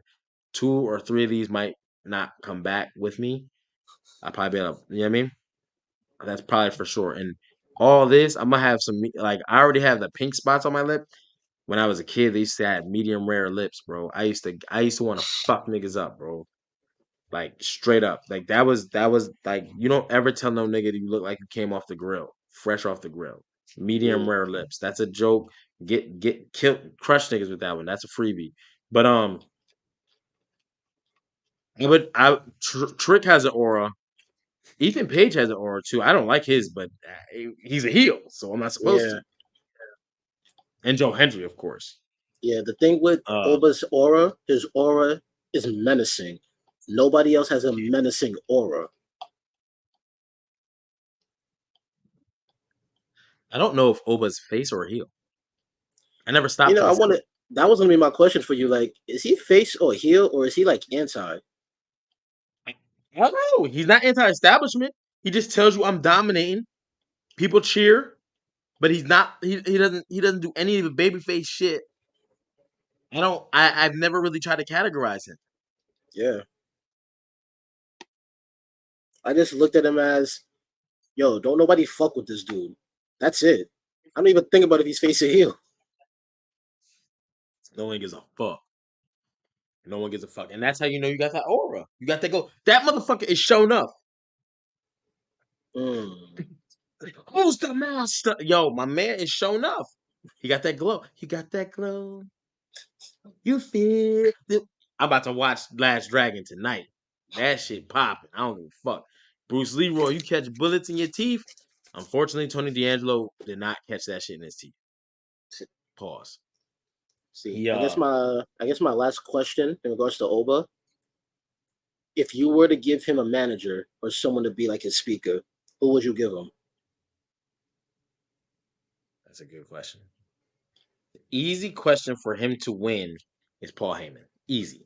Paul Heyman can make anyone a star if he chooses to. That's all. It's on him. But Oba is really easy.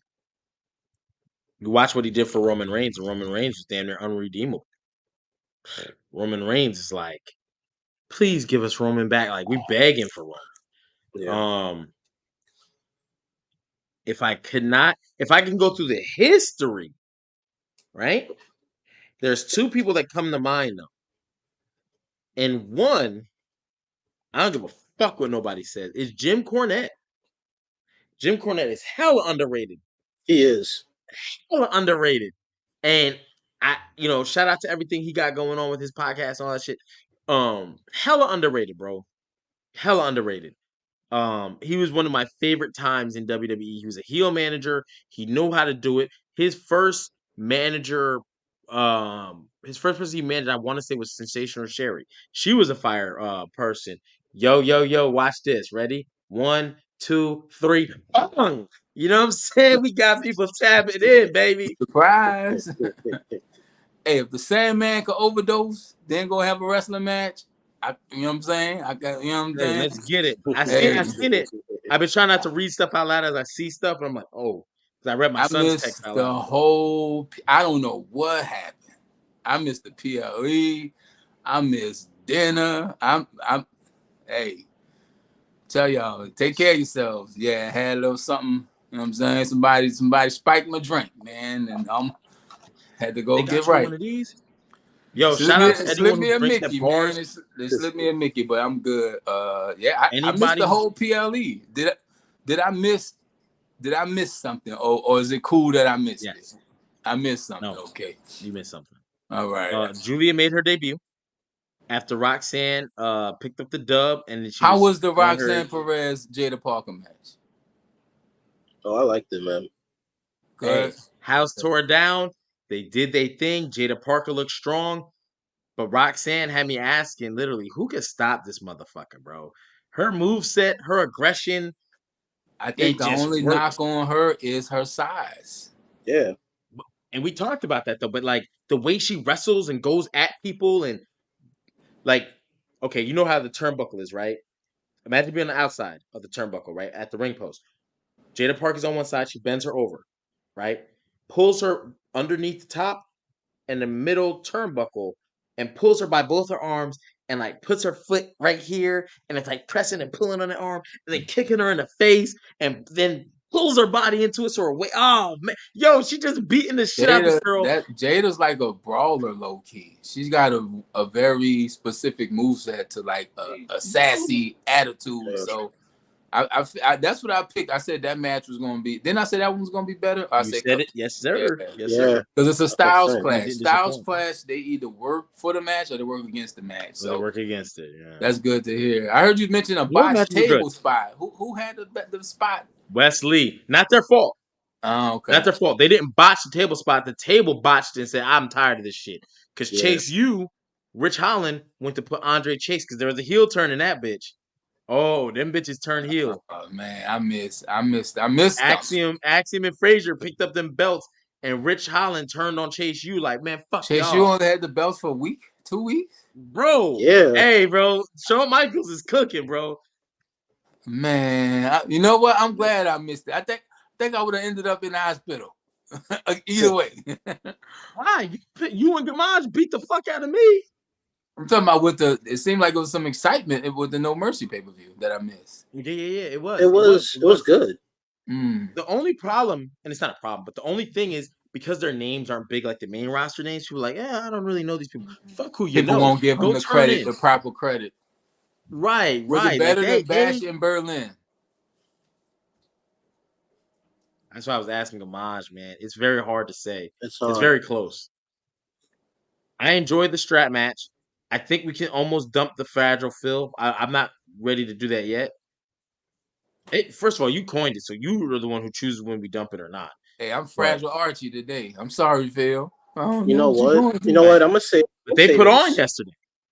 If I had to pick a better pay-per-view, if it it would was be Bash in Berlin. switched, if it was switched, let's say the main roster stars were NXT stars and NXT stars were main roster stars. What? Well, that shit would have cooked. That Dave Meltzer would have gave that shit a 5-star performance, and most of those matches would have got 4s. And Wesley might have got a 5. Roxanne would have got a 5. Roxanne Was the Hart, Wesley was that match good though? Did they cook? It was. Okay. Yeah. That was where the table botch was. Okay. Oba's match. Oba Tony D'Angelo. Was it like a banger? Like I said, that was wilding. Solid. Tony D'Angelo kicked out of Oba's finisher, but he didn't win. So because they kind of similar, like it's a slow, aggressive style, and that works very, very well in wrestling. It's tried and true.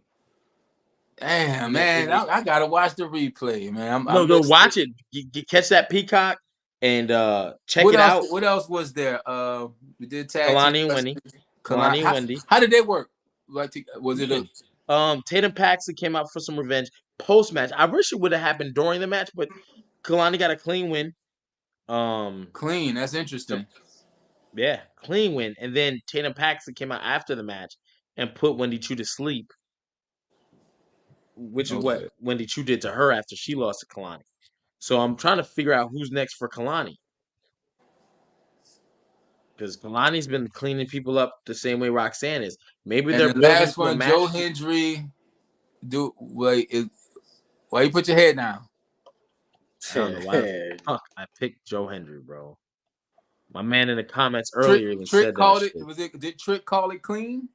He did. He did. And was it a very clean begrudgingly? Clean finish. He very what? Clean finish? What? I can't call it clean. What was the finish? Things happen. So go ahead, Gamash. Go ahead. No, you go ahead. Like, I want to talk about the finish or the one spot we both said we didn't like. Give me both. I ain't seen nothing. Spot we didn't like. I saw none of this. So one of the spots we did not like was Joe Hendry, and this was early in the match. Joe Hendry did his finish, and he could have won the match. Problem was Ethan Page's foot was under the rope. It wasn't over it, so it caused a rope break. My problem is I don't like when the foot is under the rope. I'd rather it be over it. To me, the rope break makes more sense that way. I agree 100%. So Trick stopped it because his foot was under. Joe and Trick, they had a little back and forth. It wasn't crazy, but I'm like, I ain't gonna hold you. I kind of agree with Joe. It's like it wasn't on the rope. See, that's why I like Joe. Joe got just enough heel in him, but just enough where he turned up in his man. He's always a spot where he kind of you see him almost going off the rails, then he reels it back in. That's what I like about the Joe Hendry character. Yeah, and Yeah, HP made the point that how in SummerSlam when it was Damian Priest and Gunther, and then Finn took Gunther's leg and put it over. He So I'm had to like, be on the ropes. even if Finn is doing that, why are we not applying that like to this joint? That just because it probably gives them something to go back to, and that could be a story between Joe Hendry and Trick Williams, or just like they did a callback with Randy and Gunther. Did you really beat me? Did you really beat me? So how did it But end? then there was another issue, right? So there's an argument where I think it was between Trick and Joe Hendry, not an argument, but a discussion about something. And Ethan knocks Joe into Trick, knocking him outside the ring, right? Roll ups happen, right? But immediately, like as soon as Trick lands on the outside of the ring, a second ref comes out. And he's about to count three. Exactly that same face you just made. He's about to count three. Trick Williams slides into the ring and stops the ref's 3 count because he feels like you're not the ref, bro. I'm the ref. A little corny. So then Ethan gets into it with Trick because he's like, bro, that's a 3 count regardless of which one of you motherfuckers wears the zebra stripes. The second ref is behind Trick. Ethan Hendry gets not Ethan Hendry. Ethan Hendry. Wow, that's crazy. Ethan Page gets tired of hearing this shit. Goes to clock Trick. Trick ducks. He clocks the second ref. Ref goes out the ring. Trick is over looking at him behind his back. Shouldn't that be a disqualification if he struck a ref? This is what we're talking about. So what are we talking about? What we talking like? But he didn't hit Trick. But he hit the second ref. But so the second ref has counted the finish. Would the finish have counted? Why even have a second ref if the rules don't apply? That's wrestling fan brain. Yeah, we was arguing this earlier. Like this, and this is what I was saying. If this is the case, you might as well have one referee in the ring managing it and one referee outside. That's a very old school thing. They used to do that. Thing. That's old wrestling. That's old. They might as well go back to doing that. Nah, don't do that. We have a lumberjack match where all referees are surrounded the ring. I'll go back to lumberjack match, but not the double refs. It sounds like they might be building a triple threat between those 3 guys. Hold on. We gotta get to the end of this though. So Trick goes to tend to that second ref, but he doesn't get out the ring, but he's like, yo. Behind his back, Joe Hendry's about to hit the finish, right? Ethan kicks him in the nuts, hits his finisher, covers him, and Trick turns around to see it, and he very begrudgingly counts 3. Eagle's Edge? Yeah. That Eagle's Edge, he drops that thing hard. Bro. His Eagle's Edge is fire. He hit Joe Hendry with that bitch. And very begrudgingly, Trick counted. Trick even raised his hand. He didn't raise it all the way up, you know what I'm saying? But he was like, damn. So I think I'm about to tap out and go watch it, man. Y'all got me excited. Yeah, and then Pete Dunne came out and started laying it. To who? Trick? To Trick. Oh, we told him we ain't done, buddy. And then Ethan's like laughing and like, yeah, get him. But you better chill. That's a bruiserweight. He's the only bruiserweight. Yeah. He might be eyeing you next. Bruiserweight. Oh man, I'm gonna go watch the replay. Try to get it in tonight. I did start season 2 of From. I'm gonna tell you that. So I'm on like episode 3, 4. So we got a lot to talk about. Man, I was in the chat and I said, man, I got a little energy before I lay it down. Let me tap in. I'm probably gonna put the No Mercy on, so I just wanted to tap in. Why you look like that, man? No, that is my favorite show. I'm not trying to put on other shit, but if I ever have to, because the conversation me and my family have had about doing that on my network, on my YouTube, you see it there, whatever, is doing From. If it was on Netflix, it would have been fire. It would have been put Stranger Things out of business. I got a lot of questions, so you need me to come on there. I'll come on there, but I'm about to tap out, man. I just wanted to holler at y'all. I saw y'all was still on. I don't know if you see it. Like you see Trick blocking the count. Mm-hmm. Yeah. Yeah. He catches the ref's hand, bro. He That's slid in the ring and caught the ref's hand. Like, nigga, ain't no way you hitting this actually three. it's great drama, but wrestler fan brain tells you that's not right. What's the point That's of having the second bullshit. ref? Why did he come out immediately? Like all the time a ref And what like happens next if for NXT Joe Hendry? That's another question. Do he? Because he walked into a title shot. I mean, walk into a title there was shot. just a video they put on their IG page. Joe Hendry just left. Shawn Michaels was right there. I didn't catch the full audio, but he was like, when it comes to a match, anywhere, anytime, any place. Joe Hendry said that. Joe said that, Yeah, yeah. but it's like, bro, you But just lost. I don't need you anymore anytime, but you do because Joe Hendry draws numbers. I mean, yeah, that's just the reality. I would Yeah. like to see Joe Hendry go into the Royal Rumble and do some damage. And I would I like to saw see it. somebody in the comment mention Omos and Obafemi. I read today that Omos got released. So I heard about that. I just don't know if that's legit. You don't know if it's legit either, but it makes sense. I Right. ain't seen him in if he's forever. got released, and Bobby Lashley and them and Shelton Benjamin and them doing a whole Hurt Syndicate, I could see Bobby, Omos, MVP, and Shelton popping up at AEW and wrecking shop. Yeah. Okay, so this is what we are just talking about too before you came on. AEW is like one tweak away. I heard you. I was watching. I was watching. You say you They're don't let not too far the off. competitor get on your heels. I was listening now. So Yeah, I was yeah. in the That chat. AEW, that All In pay-per-view was fire. Oh, it They was have the good. money. Remember they're only 5 years deep. And if you watch the WCW documentaries and shit, okay, let's learn from their mistakes. Yeah, If we sign new talent here, let's learn from their mistakes. and I think they got a new TV deal too, with something going on with their They TV do. deal. They Yeah. So do. And they're going head to if head you're getting a with TV deal, that means SmackDown. the network sees some value in your product. And when deals are made, they make deals on projections. What are you projected to Yeah. do? Yeah. You know And what? I must be tired because I'm talking numbers with HP, I was and that's about something I don't do.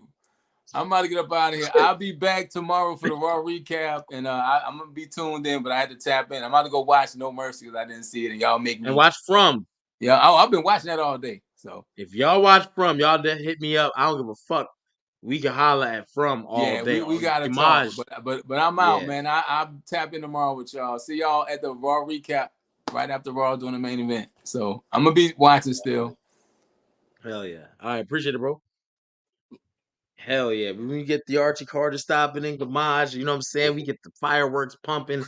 My fucking blood. I got coffee, I got liquor, I got water with the ice that's spring, and I got my cucumber lemon lime water with a splash of apple cider vinegar. So you know what I'm saying? Boom, we're gonna drink. This one has 3 cubes of ice. This one has a lot of ice, but this one has 3 cubes of ice.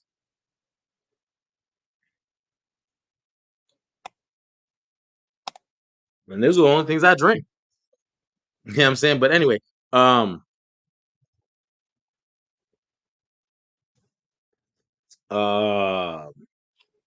Obafemi, we talked that. Where does Joe Henry go? Because Archie just brought that up. I didn't even think of that.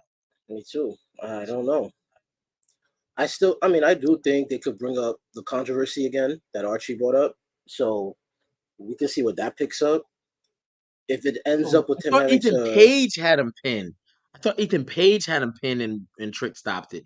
So the controversy still wouldn't, like, you know what I'm saying? That's it's like a mute still, point because I won the match, so fuck it. it is. The Unless problem Ethan is, Page though, had him pinned. My bad, go ahead. but the problem is, Ethan still didn't win clean. He still did the low blow. So prior to that, it was evened out because with the rope break and then with the second referee coming out. But That's a good point. so the Neither one low of you motherfuckers saw me get kicked in the nuts. word. I ain't going front. That would be my argument. We had 2 reps pull up. Ain't not one of y'all see that? Not one of y'all seen that. I'd be at Ava's door. Like, that's not right. You put 2 refs in there playing this, that, and this. I try to get a clean win, and I get low blowed, and neither ref sees it. I would If be you want, vexed. whoo, damn, we ain't got that many members on tonight. I seen Vinny was in here. I don't know if Vinny is still in here, but you know what I'm saying. I ain't seen Ashley because I was like, yo, we can go to the members only chat, but you know what I'm saying. I might have to go watch From, and I might have to go.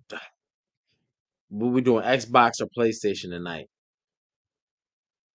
I need to buy 2K for PlayStation. I can't say what Archie's got going on. Archie's got. I'll say this though. When it gets dropped, I think it's coming up this week. Holy shit, we have a lot of content to shoot. Um, People just don't get it. It's so much shit, but you know what I mean. It's a lot coming forward. I will say this though. With Gamage, I'll ask you this question: with Bad Blood coming out, if you could pull up any of these stars from NXT to the main roster, who would you pull?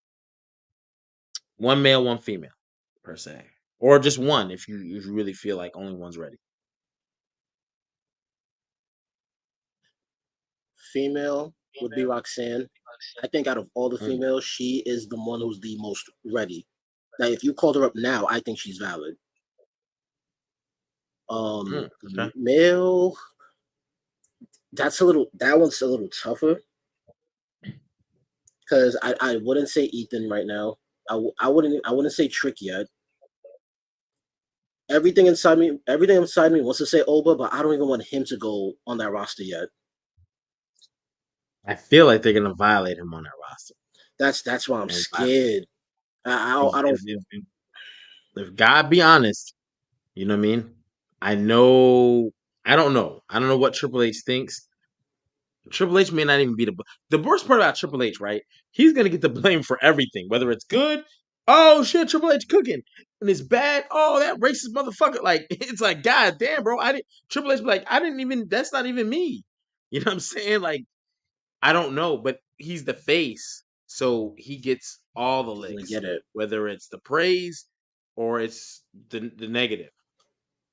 But I will say this: under the Triple H regime, on main roster, if I'm over Femi, keep me in NXT, bro. Let me cook down here because I've heard the rumor. It's not even a rumor. The reality is, and it's not just Triple H's era. It's just WWE. There's only been 4 black champions in the history. 4 WWE champions, not the world. They all got beat by Brock Lesnar. That's another fact, and you can look it up. I can tell you off the top of my head. It's Rock. Oh no, that He I've was seen that one. list. Yeah, Bobby Lashley, Big E, and Kofi Kingston. Those are the 4 WWE champions that were black. Um, when you look at it, 1996, we get our first black intercontinental champion. It's Ahmed Johnson. Like, goddamn, my nigga. Like, black people love wrestling too. We can't get no reps. So I hate it, and I don't want to see people go up there and get squandered. I like NXT because you got Ethan Page as WWE champion, you got Kalani, you got Roxanne, you got Obafemi, you got a nice little mixture of whomever, and motherfuckers is working hard. And I don't even know how to call some of these matches. You know what I'm saying? Tag champs, Axiom and Frazier. You know what I'm saying? They just won it back from Chase U, had a big celebration. They cooking. And that's the way I like my wrestling. I don't want to have to think about race or anything like that. But when it comes to the main roster, I feel like people are gonna get snubbed, bro. Like, hey, Bianca, you're cook. But you know, on the flip, right? Because again, I don't know who Nia Jax is a champion, right? So, you know, and don't tell me no Cody Rhodes, he's invited to cook. I don't want to hear that shit. Um, but I will say this: a lot of black people have done badly because I think the way they try to make black people is to try to imitate black culture instead of just be who they are. Like just tell Bianca to be who you are. Like I think Yeah, that's why it comes across that Bianca it does well because I think Bianca is the way she is in real life and talks the way she talks. But when I get the Usos, sometimes Usos don't talk like that in real life. They don't be like, "You was my brother, then you did this. Now it's I missed. I can't believe you, Oos." It's 3-word bomb, bomb, bomb. But I get why they do it because on promos, I need the audience to catch what I'm saying. So I can't just speak all the way through. I can't just be like, Oos, why you went and did this and this? You tripping, Oos? I can't even believe this. I came back last week and next weekend. They be like, hey, we lost, bro. So I get it. But it comes across badly when you're trying to beat for some. For some. So I'll just leave it at that. I do think Bobby Lashley got a raw deal. Bobby Lashley looks the part. Don't let him talk too much because his voice is another Brock Lesnar type of voice, Mike Tyson type of voice. It's not very imposing, but when he doesn't talk much and it's I'm going to beat the shit out you believe it. You know it, you hold it true. Motherfucker looks like he ate 4 people yesterday for lunch. I'm not fucking with him. Looks like he benches the gym. Yeah. Hey, put all the plates on here. What? Now Lesnar is one of them people that I gotta shoot him in the leg, bro. You gotta shoot him in the leg. Brock Lesnar looks the part. Yeah, I So just got don't let you. him talk much. Just let him say, when we've got locked up, you have a lot. All Brock Lesnar has to say for his promos, you have a lot to say now. See you October 5th. And then he put somebody in the Kimura lock, or he put some, you know what I'm saying? That's it. That's it. He's imposing like that, and that's the Obafemi thing. So if you're gonna take him to the main roster, do that with him. You see what I'm saying? Don't give him these fucking 7-minute fucking monologues. I don't need that.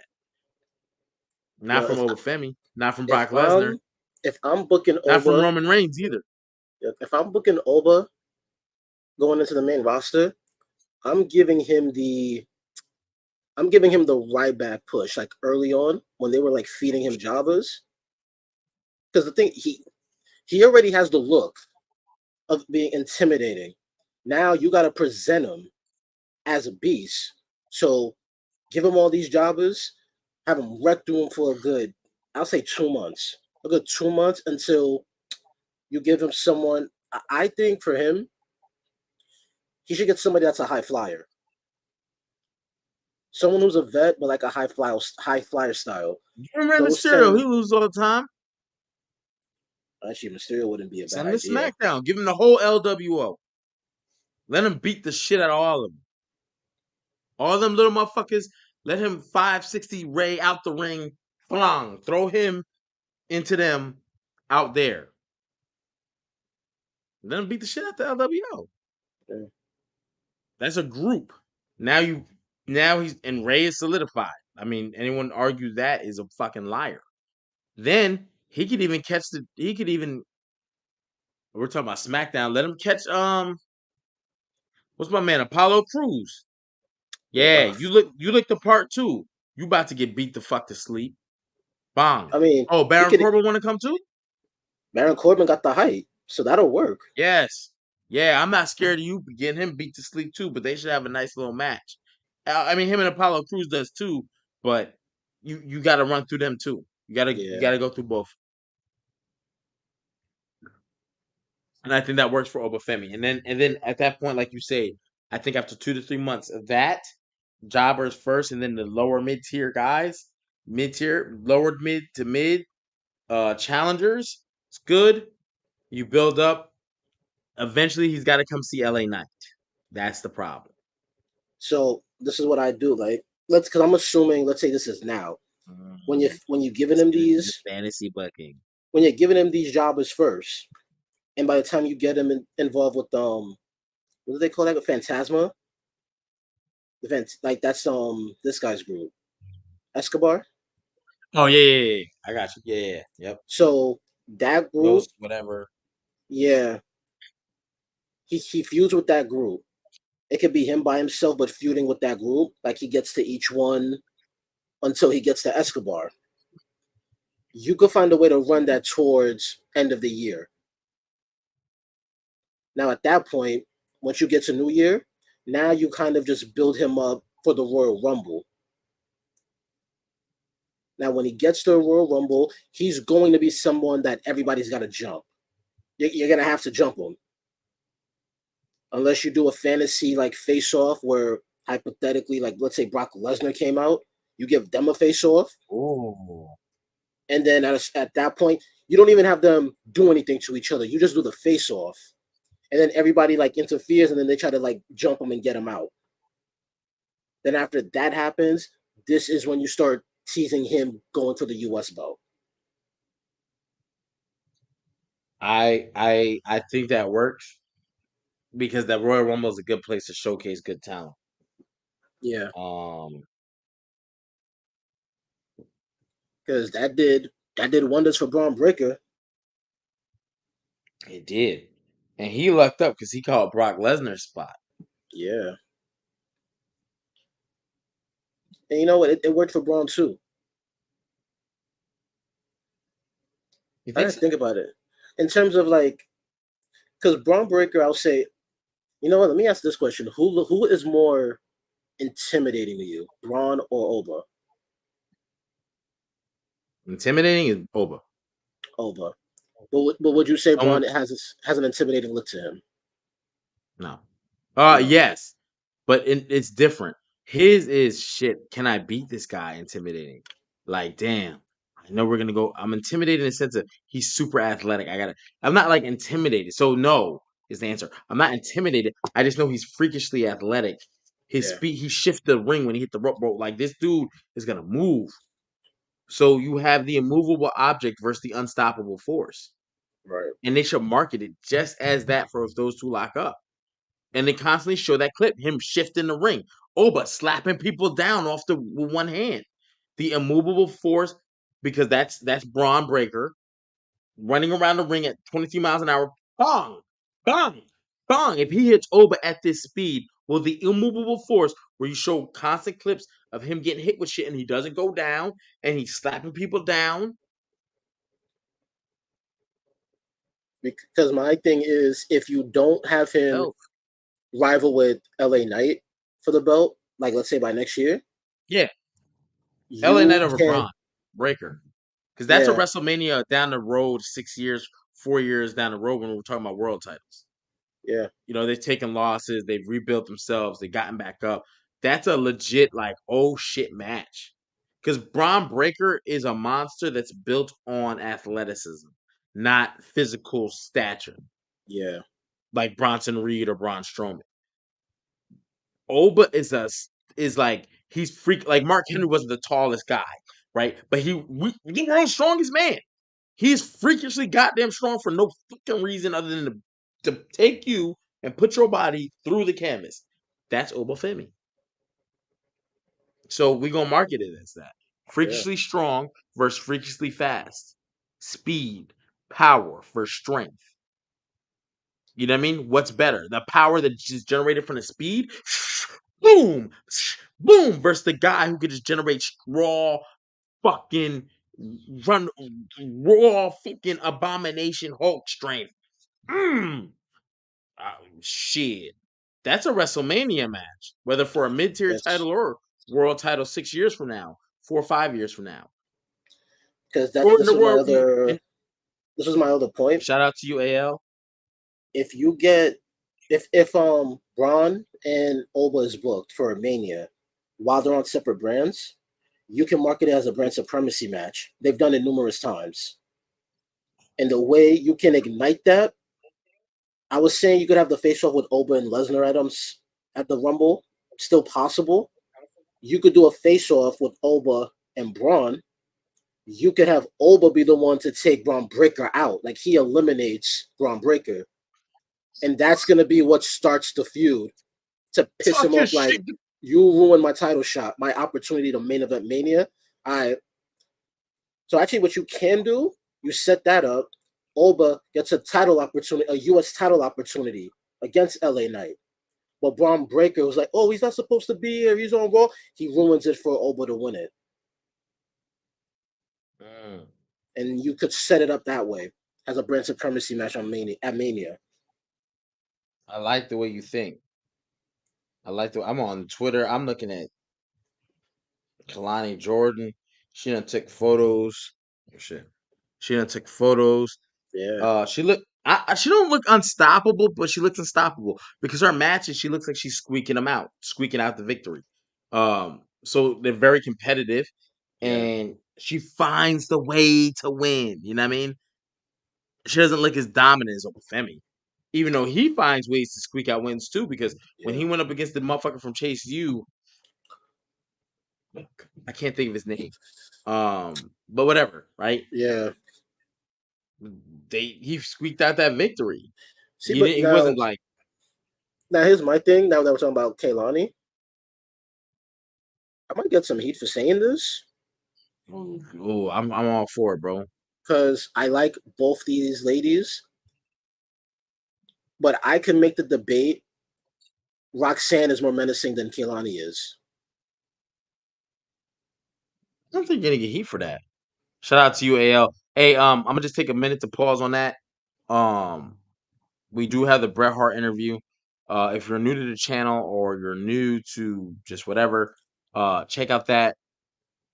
And then another thing, we have First of all, we have Gamaj. He's the interview king, right? If you haven't go to check out you see his IG right there. Only game. Gamaj is with the stars, whether it's Rhea Ripley, Joe Hendry, interviewing Sid. You know what I mean? Unfortunately, Sid passed away. And I'll put that banner on the screen at this time. Because Sid did a lot. We had the last known interview is with us, with actually Gamaj specifically. And Gamaj was able to ask him that Hall of Fame question. Thank God you did, because he got to voice his actual opinion on that. So on top of that, we have Gilbert interview. We got Jake the Samoan Werewolf. We got some hot tags, which is quick questions with a couple guys. You know what I'm saying? We get 3, 4, 5 minutes, 2, 3, 4, 5 minutes with, you know what I'm saying, and some of your favorite superstars, Booker T, Kurt Angle. You know what I'm saying? We got interviews with Mike Chioda. If you don't know who Mike Chioda is, he's the third man in the ring. He's the ref. Hogan versus motherfucking Rock. Sorry to get all animated, but I mean, I love wrestling. You love wrestling. I love wrestling. We love wrestling. So it is what it is. So check out some of those interviews. Get lost in the playlist. You won't be disappointed. I promise you that. You know, everything from the Godfather to Val Venus, Savio Vega, Marty Jannetty, the Sandman, D'Lo Brown, Devon Dudley. My guys, Eric Bischoff. You want to talk Attitude Era? Come take a walk with the Attitude Era podcast. And I'm gonna just say it like that. If you think I'm lying, go hit the playlist. Then go hit the hot tags. Then we do the double ups, where we compare a wrestler who had a career in 2 different places. You know what I'm saying? 2 different characters. Razor Ramon versus Scott Hall. Kevin Nash versus Diesel. Hollywood Hulk Hogan versus the immortal one. I am a real American. We get it all. So, but shout out to you. I just wanted to point those things out. For if you are new to the channel, you know what I'm saying? But thank you for the shout out about the nice Bret Hart interview. Bret Hart is a fucking icon, bro. Facts. That is just he'll never get the credit he fucking deserves. People talk about he's whiny. And I always shout out to Sid. If you want, can I play that tribute video? Can I take 60 seconds to play the tribute video? Yeah. I'm gonna just do it. 60 seconds. We made this tribute video for Sid. We had Sid Appreciation Week last week, and we're gonna play that video. It's 1 minute 15 seconds. You know, this is for Sid Udy, aka Sid Vicious, aka Psycho Sid. We're gonna play that. We had the interview with him. Gamaj is the man who talked to him last. To yourself being in the WWE Hall of Fame if they would have.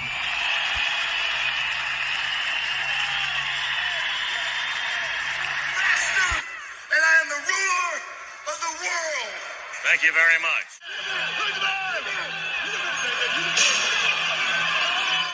That is my belt. You know we're going to try and stay with this as long as we can. You don't know shit, Papa. You would have to be a complete idiot not to know what you're up to. What happened to my car? Goldberg! Where are you? Goldberg! Goldberg! Tonight, I am going to take Bret Hart and I am going to powerbomb him right to the floor. And right here, the power bomb. After Austin's chair shot. Why me? Why me? Why me? With Vince being gone now, you would think those people would say, hey, this guy, we still got him on contract. He's still making us a little bit of money. It would help him if we did that. It would help them as well. You would think that they might want to do the whole, everything they could to promote something like that.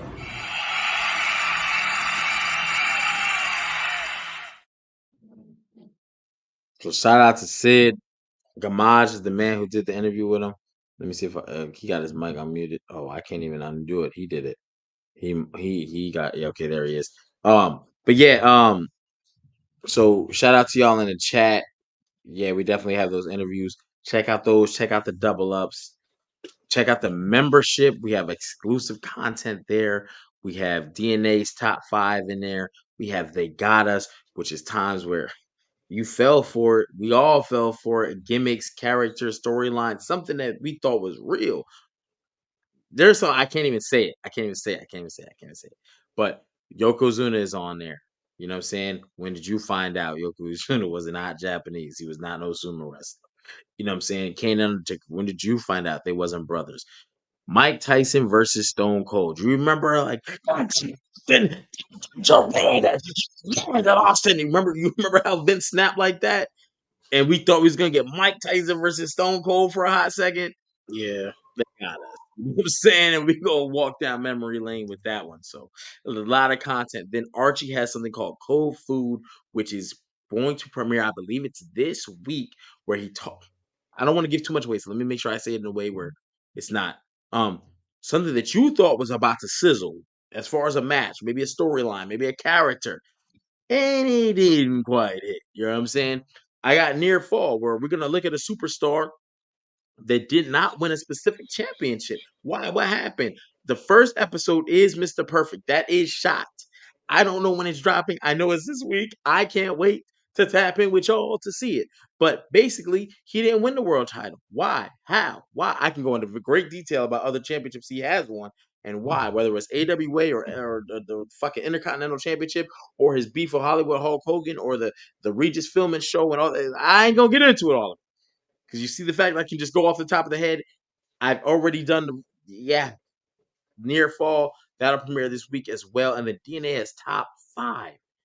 And he does them with different special guests. The first one's already on the membership now with Brown. And they're talking about the top 5 European champions. And it ain't just DNA talking. It's DNA, D'Lo Brown. Each episode, he has a different guest. Let's get back to this, because I could really go all day on that. Look, I was in my promo mode a little bit. Hey, man. My bad, my bad, my bad. And then we got Kamaj. I'm trying to get Kamaj to do a joint. We talked about it a little bit, but we ain't gonna talk about it no more because we haven't really fine tuned the idea, so we can't talk about it if we haven't fine tuned it. Yeah, But we'll talk about that one though. yeah, it's definitely gonna pick up steam. I have questions now about NXT and its roster, right? We watched Wesley get a win or get a loss.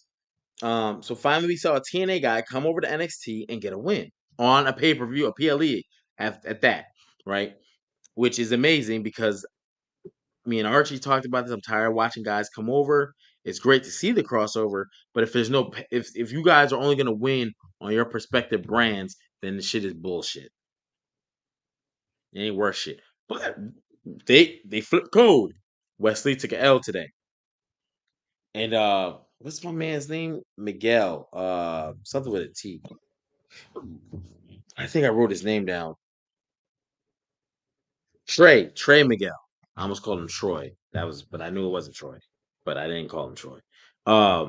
Trey Miguel saved his man, Zachary Wentz, with that chair shot. Because we talked in the predictions about Wesley and being a heel. Do you feel with the heels on NXT, Wesley can get into competition for a title run again? He didn't beat Obafemi a couple weeks ago, which sent him into the spiral where he got back with the Rascals. So I think Obafemi North American title is off the table. But do Yeah, you think he compete with Ethan Page in the world title or the NXT title? I should say. he can. You know what? Maybe that could be his next opponent. Oh, you Wait, hold up. Backtrack. Really, reel me back in, brother. Wesley, you think could go against Ethan Page and be his next opponent? I think it's very possible I because how like I'm sure they're gonna do another like number one contender match because now there is no current contender for him. I'm scared Obafemi pops out. Obafemi's got to be looking and going, all right, I've held this North American title. Y'all keep asking for challenges for that one. Can Obafemi walk out with two? Man, I don't feel like getting up on. Hold on. I'm going to pop out and I'm going to pop back in. Yeah, he's about to get his joint. Oh man. Yeah, but when it comes to Oba is a menace. I really don't know who's beating him like at all. Can Obafemi pop in with a joint? You know what I'm saying? Can he get gold? Because I got gold. I do near fall. We on here with near fall. We talking about getting gold. You know what I'm saying? If you compete in a square circle of any caliber, you know what I'm saying? Can you get some gold? Can Obafemi change the way he doing business and get some gold? I could change my whole joint. Mm. Because I feel like near fall is so close, bro. I feel like near fall is so close. What would be crazy if Oba was to be like an NXT champion while US champion? Wouldn't he be the second person to ever do that? I think the first was Keith Lee. I think so, but I gotta check. I gotta check my background. You see the near fall up there. Yeah. You know what I mean? You see, we up here. We up here with it. You know what I'm saying? I'm just trying to see how can Obafemi get gold. Oh, I can't wait. I can't wait to drop this. This is this week. It is dropping near fall. Ah, ah, oh man. When it's live, he can't even get the whole joint. You know what I mean? Yeah. But it's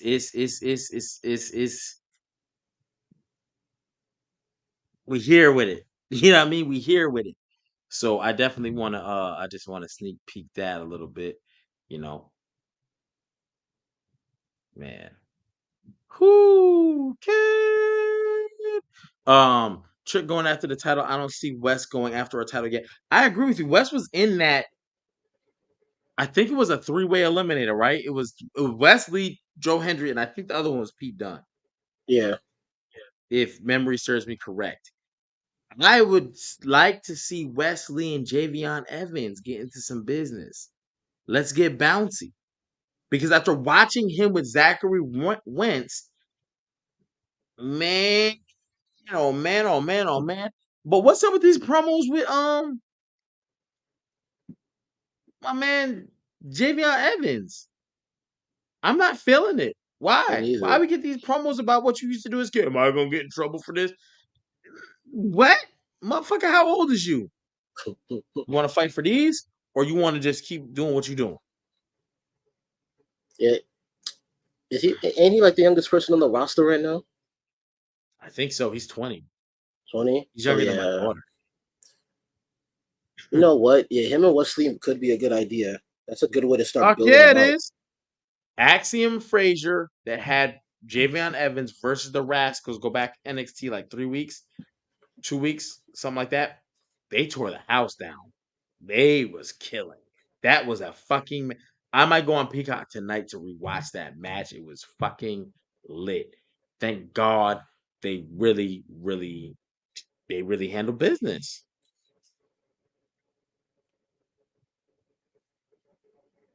I see you, Damian Hernandez. You know what I'm saying? Um, and with that being said, it's definitely I would like to see. I don't know where to go with Wesley unless you're gonna go to Javion Evans and then maybe one of them because Javion Evans was in the world title picture before he disappeared. Remember, it's him, Sean Spears, Trick Williams, and Ethan Page. That's how Ethan Page won it. I believe he pinned Javion Evans Yeah. after Trick hit a trick shot on him. Matter of fact, hit the trick shot on him. He fell onto Javion Evans, and then Sean Spears pulled out Trick, and Trick couldn't make the save to stop it Yeah. to retain his belt. And Trick hasn't been able to really get a rematch because then Pete Dunne came in the picture, and you know what I mean. Well, I don't think he is gonna just get it because they stopped doing rematch clauses like that. Yeah, He would have to earn it again. and he's not doing well with that because he lost to Pete Dunne. Pete Dunne is up 1-0 in their shit Yeah, in their rival, that's and it's a good that's why rivalry. that's why I don't know if I like that Trick lost right now because do you? I mean, do you feel like right now that what they're doing for Trick is the right thing, like the right move, having him Yes, lose? yes. I keep seeing people say, "When's Trick gonna get the title back?" But one thing, Hulk Hogan. Okay, wrestling knowledge a little bit, showing my age. Hulk Hogan was not champion when Ultimate Warrior was champion, right? And it proved that Hulk Hogan didn't even need the fucking belt because Ultimate Warrior was getting less shine as the champion, fighting world class opponents, but the main event was still Hulk Hogan. Trick Williams at any time can still be the man on that brand. And he still is. He still is. Like Joe Hendry even told him, when I win the title tonight, you're the first guy. You know what I mean? So that lets you know Trick Williams can hang around, letting other people who may need the belt flourish. Okay. People who need to get shine, Pete Dunne. Pete Dunne, bro, Pete Dunne went to Raw and had a banger with Sheamus. What? They was out there the fucking bruiserweight, but the guy out here having banger after banger, man, them boys was beating it. Man, I'm here for it. I don't know if you want to fix Pete Dunne teeth yet. Because his shit, he done took some hits. His shit all. He got 32, but it might be like 33 and a third. Yeah. You add up the totality of the teeth. But if he puts the mouthpiece in, don't give a fuck. Pete Dunne is here to beat the shit out you. And that shit is crazy. Um, Trick should already be in the main event roster. He is. He still is. And he's elevating Pete Dunne just off the strength. Think about it. Where was Pete Dunne on the roster before he was messing with Trick? Exactly. He wasn't in the main event spot. Now he's holding main event status. So Trick doesn't need the title. Now, would I like to see Trick get the title back? Yeah. Yeah. Yeah. But Trick has created himself to be in a place where I don't need the belt. Let these other guys catch, get some shine. And guess what? When it's time to whoop that Trick, guess what we're gonna do? Trick Williams is down in the series with him and Pete Dunne, though. He's down 0-1. He hasn't got a victory over Pete, Yeah. which But says a I think lot for what Pete. but I think what Damien is saying, he thinks Trick should be in the main roster, not still in NXT. Oh, no, fuck no, fuck no, fuck But no, to go to no. him, He was I'm gonna say Carmelo's no. second. I was gonna say Yeah, you can't he was have Carmelo Hayes' second. yeah, Where you can't Carmelo have Hayes at? Trick. You can't have Trick at the same time when Melo just got drafted. Not even that. They haven't done anything impressive with Carmelo Hayes. They're just starting to get to it now with Andrade. I'm assuming the winner of that is going to challenge the winner of whatever they're doing, whether it's the best of 7 or whatever, because they haven't really said it. They're both at, I think, 2-2 for wins, or Yeah. they're going into their fourth match. 2-1 Andrade. And I'm assuming the winner of that will finally go into LA Knight, because LA Knight, he said he's doing open challenge for his title, which means there's nobody there. Let's go back a couple of months. Money in the Bank. These two, Carmelo, Andrade, Jey Uso, LA Knight, Drew McIntyre, and I can't remember who the sixth person was. But whatever. Andrade and Carmelo steal show. Guess what? They should automatically be in line for a US title shot. If not, I mean, there's not too many other people that come to mind. But they're busy fighting each other. So it only makes sense that the winner of this is going to go against LA Knight. But for the meantime, LA Knight has to keep something going. So I don't want to see Trick just pop up on the main roster because they haven't really figured Carmelo out yet. and Yeah. Carmelo was over Trick in NXT. So if you haven't figured out Carmelo, you damn sure ain't gonna figure out Trick. But that may not be true because Trick, the difference between them is height and size. Trick looks the size. Trick's promo is a little It's rough. it's getting Um, there, but not there yet. yeah, it's like sometimes it's spotty, sometimes it's not. Like sometimes it feels real forced. Like I've heard, I don't know if I'm supposed to say this. I've heard Trick don't even know that I've heard him talk. He don't know me. Trick don't know me for shit. But the guy that we both know that he's talked to, I've been present for conversation, and I've heard Trick actually talk, and he talks like he could talk a promo. He would have no problem. But again, there's that thing. I got to make sure the crowd. You know what I mean? Like me, you hear me? I could cut a promo. I better listen, Gamage. Me, you, this Saturday, all the chips on the line. I don't care about all the made up backgrounds. I don't care about all because guess what? The only background that's gonna matter is the fact that in the back, you're gonna get grounded. Secondly, you got belts on the line, you got belts in the background. None of that matters. Me versus you, I'm gonna take you out. It's gonna be easy. 1, 2, 3. Remember how you started off? Rough and gurgly? Yeah, we're gonna go back to that, right? You see how someone just talks, and that's a bad promo, but you see how someone just talks fluently? If you Yeah. notice on wrestling, they don't talk because you got to make sure the crowd can catch you. Because when I talk, if I talking on my Jersey shit and I get mad, especially if I actually get mad because I'm in my mood, like when Randy Orton and then he be in it, I will talk at 100 miles an hour. That's not good for promo because the crowd is not catching up. You know what I mean? So when you slow Trick down to talk, it feels forced. Same thing with Bianca and them. A lot of the black wrestlers have this issue.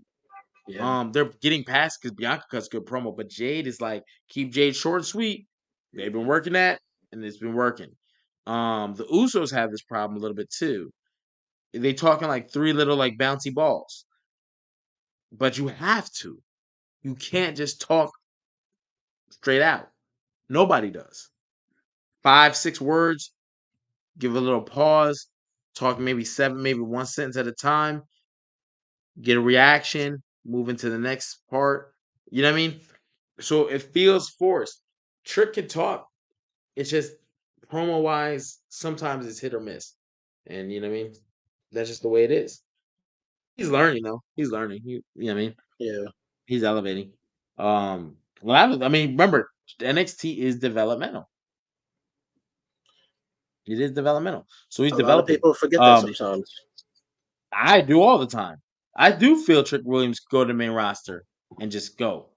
Because you don't have to have Trick Williams say much. His physique also says a lot. Look at the motherfucker. You don't own no t-shirts. You don't, when you ever seen him with one of the shits Gamage got on? Gamage got an all white. You ain't never seen Trick in no all white. Not like that. If he got an all white, the whole shit is open in the front.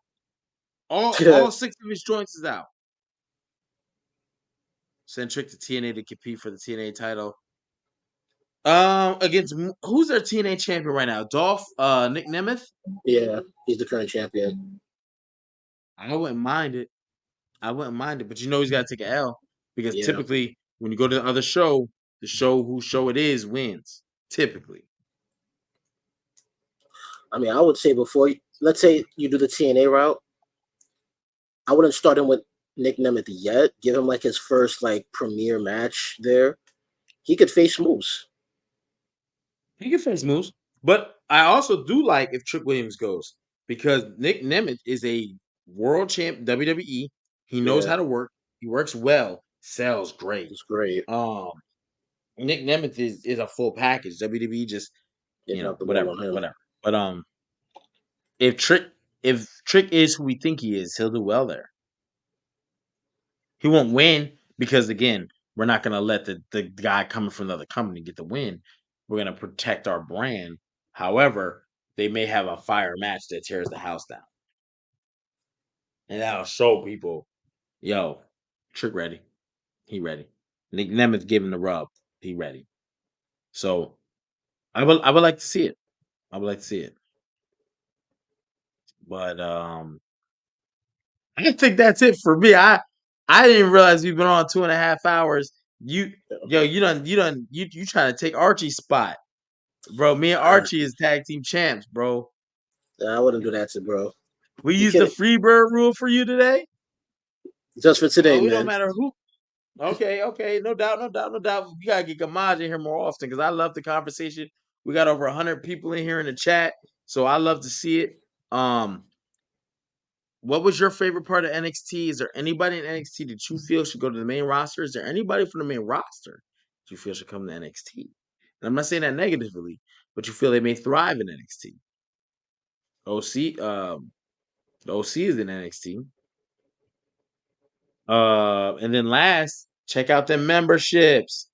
I'm not gonna go live at 2.5 hours. I'm not going live on the memberships. You know what I'm saying? But Trick gotta get some gold. I do feel that, you know what I'm saying, at the end of the day, you know what I'm saying, you gotta have one of these. Gamaj got the real joints though. These is from boxing. You know what I'm saying? These is from boxing. These is from years ago. These from my son's joints. So you never know what title might get held up. These are our favorite one. This still looks like the WBA joint. So this is one of my favorites. But that's why I'm trying to hold it back so people can't really read what tournament and all that shit it was. But at the same time, you know what I'm saying, you got to get some gold, baby. You got to get some gold. And, I'm out of shape now. Don't look at me. I'm a 42-year-old man. You know what I'm saying?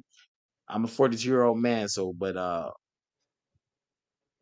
there was a time. There was a time. Centric to compete for it. Yeah. Shout outs to you. Shout outs to you, Damien. Make sure y'all check out the memberships, so the perks, because we will be having gaming tournaments that's starting soon. I don't want to say anything crazy, but there's something being worked on for the you know what I'm saying? I'll just leave it at that. Because y'all be like, well, what are you talking about? I can't say it because this individual will have a video package to put forth for that. So I'm not gonna say it. But you got cold food coming up this week. You have Near Fall. That's 2 debut shows coming up. The first episodes of each one will drop on the channel for everyone. After that, they're gonna be membership only. They're gonna be membership only. But Double Up is not membership only. Double Up is for the world. You still got the recaps. You still got Gaming with the Gang on Thursday. So yeah, it's a lot. You know what I'm saying? We do a lot. You know what I'm saying? Plus, after every WWE event, whether it's Raw, a SmackDown, an NXT weekly show, PLE, or breaking news, we go live. So, yeah, DNA top 5. The first one is already in the memberships. He may be switching the first one over, but the first one's with D'Lo Brown, and they are talking about the top 5 European champions. So tap in for that shit because it is crazy. If you're still walking around the channel and you're like, man, what else you got? Well, glad you asked. Go to the hot tags. That's when you got a coffee break at your job. You know what I'm saying? You late to work, but you like, all right, I got 5 more minutes before I get there. What can I put on to really listen to? Fuck all that music shit. They'll put on the hot tag. Got 5 minutes, 5, 6 minutes, 2, 3, 4, 5, 6 minutes. Bang, put on the hot tag. Boom, you got Kurt Angle and I'm not even gonna go into the list of who's who in the zoo. If you got a lunch break and you got 30 minutes to an hour, depending on your lunch break, I don't know, you know what I'm saying? Don't get mad at me. Go get one of them interviews. Kurt Angle in there. No, Kurt Angle's a hot tag. Go get Bret Hart. Go get Mike Chioda. Go get Sid. Gamaj interviewed him. That man you see right there, go check out his IG. You'll see who this man done sit down with. You'll see who this man done hugged up on. What they whispered in his ear, I ain't even gonna say. You know what I'm saying? It's very ungodly. You know what I'm saying? But I ain't gonna hold you, bro. You done been in some positions with some people that we wish we could have been. You done did the turnaround with say his name and he appears. I believe in Joe. Like you did this shit with my man's. And Yeah, that wasn't even that long ago. That was within this month. that was like a few weeks ago, actually. Yeah, I know that. Now they know that. You know what I mean? So yeah, facts. Like, I'm holding on this title because we do Near Fall. And Near Fall, the first episode is coming out this week. guaranteed is Mr. Perfect. We got Double Up. 3 episodes have already dropped. That's membership only. The first episode of Yokozuna, that's a public episode, so anyone can see it. If you like it, get the membership. There's 3 tiers. Check this out. You got the NXT tier, right? You get membership shorts and membership videos. But after that, you got Raw and SmackDown tier. You get different things from us following you. So if you got something going on, you got a YouTube channel, you got a Facebook joint, you got an Instagram, we will follow you. That leads to promotions, that whole deal. We'll check out, we'll like some of your stuff, we'll go through and read through your things. So definitely look into that. And then you have the PLE tier, and that's going to get you into these gaming with the gangs. You know what I mean? Gaming with the gang tournaments, gaming with the gangs. I know it sucks. I can't say what's coming. I've seen it. Gamaj has seen it. Gamaj, you bro, it looks identical. You know what I'm saying? Even can't tell y'all everything. So it is what it is. But Gamaj, you got anything last? I mean, I've been talking up a storm. I've been drinking. Y'all been watching me fill these cups and then drink them and then refill it and then drink them and then refill it and then drink it again. I mean, ain't nothing else I could say that could be anywhere near as great as you've just put it out there. All I can say is to everybody, please just check out everything we got going on. And it's going to be more to come if we don't already have enough already. It's just going to be building and building on content. And just again, like that's playing in the banner, rest in peace to Sid. And with our interview, please check that out. And also check out our Bret Hart interview as well. It's a lot you can check out that we do. And he got a hot tag. You're right. Yeah. Facts. Gamaj, it's been a pleasure having you. I'm acting like you're a guest, but I typically never get Gamaj. Like it's always me and Archie. Me and Archie are tag team champs. Me and Archie do the thing. Like we high five each other. We move on through topics. I've never had a sit down. We've been on 2.5 hours plus, and it's been me and Gamaj. Archie did pop in for those that missed it. DNA almost popped in. It was in the first. Y'all won't see it, but I saw it. I tried to hit it. He was gone, which means he was trying to shoot us some messages. I think he clicked the wrong thing. When the podcast chief speaks, we listen. Trust me. But yeah, it's been a pleasure, brother. I hope to get you more. I know all a lot of our schedules conflict. I got a thing that starts this Tuesday where I'm gonna be out of the daytime groups. That sucks. But one thing I do know is we love this channel and we love to interact. So a lot of different new names popped in from AL, Damian Hernandez. Shout out to y'all. We had some of the members from Vinny pop in. We had some of the some of the regulars from Laura. Laura's a regular. Marley's a regular. The Ghost. You know what I'm saying? Shout out to Kobe. And the names that I haven't seen before. Overall Ropes Wrestling. You know what I'm saying? So shout out to y'all. Thank y'all for tuning in.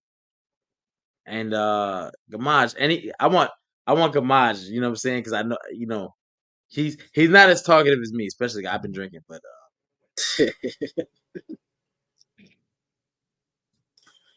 You have anything else you want to get off?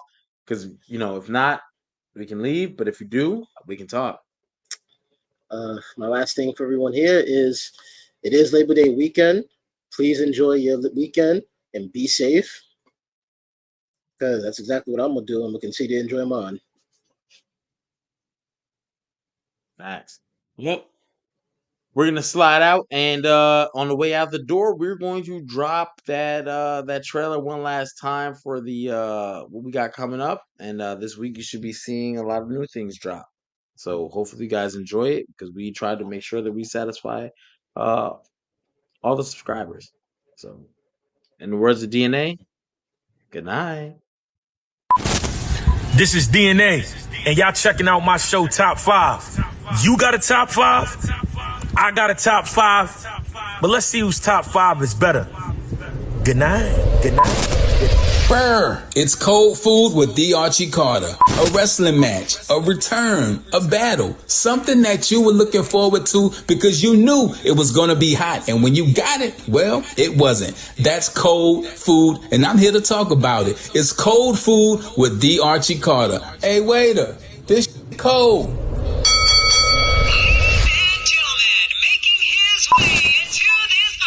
King HP, and here we're gonna look at wrestlers that couldn't get the job done. We're gonna look at it. Why didn't they win?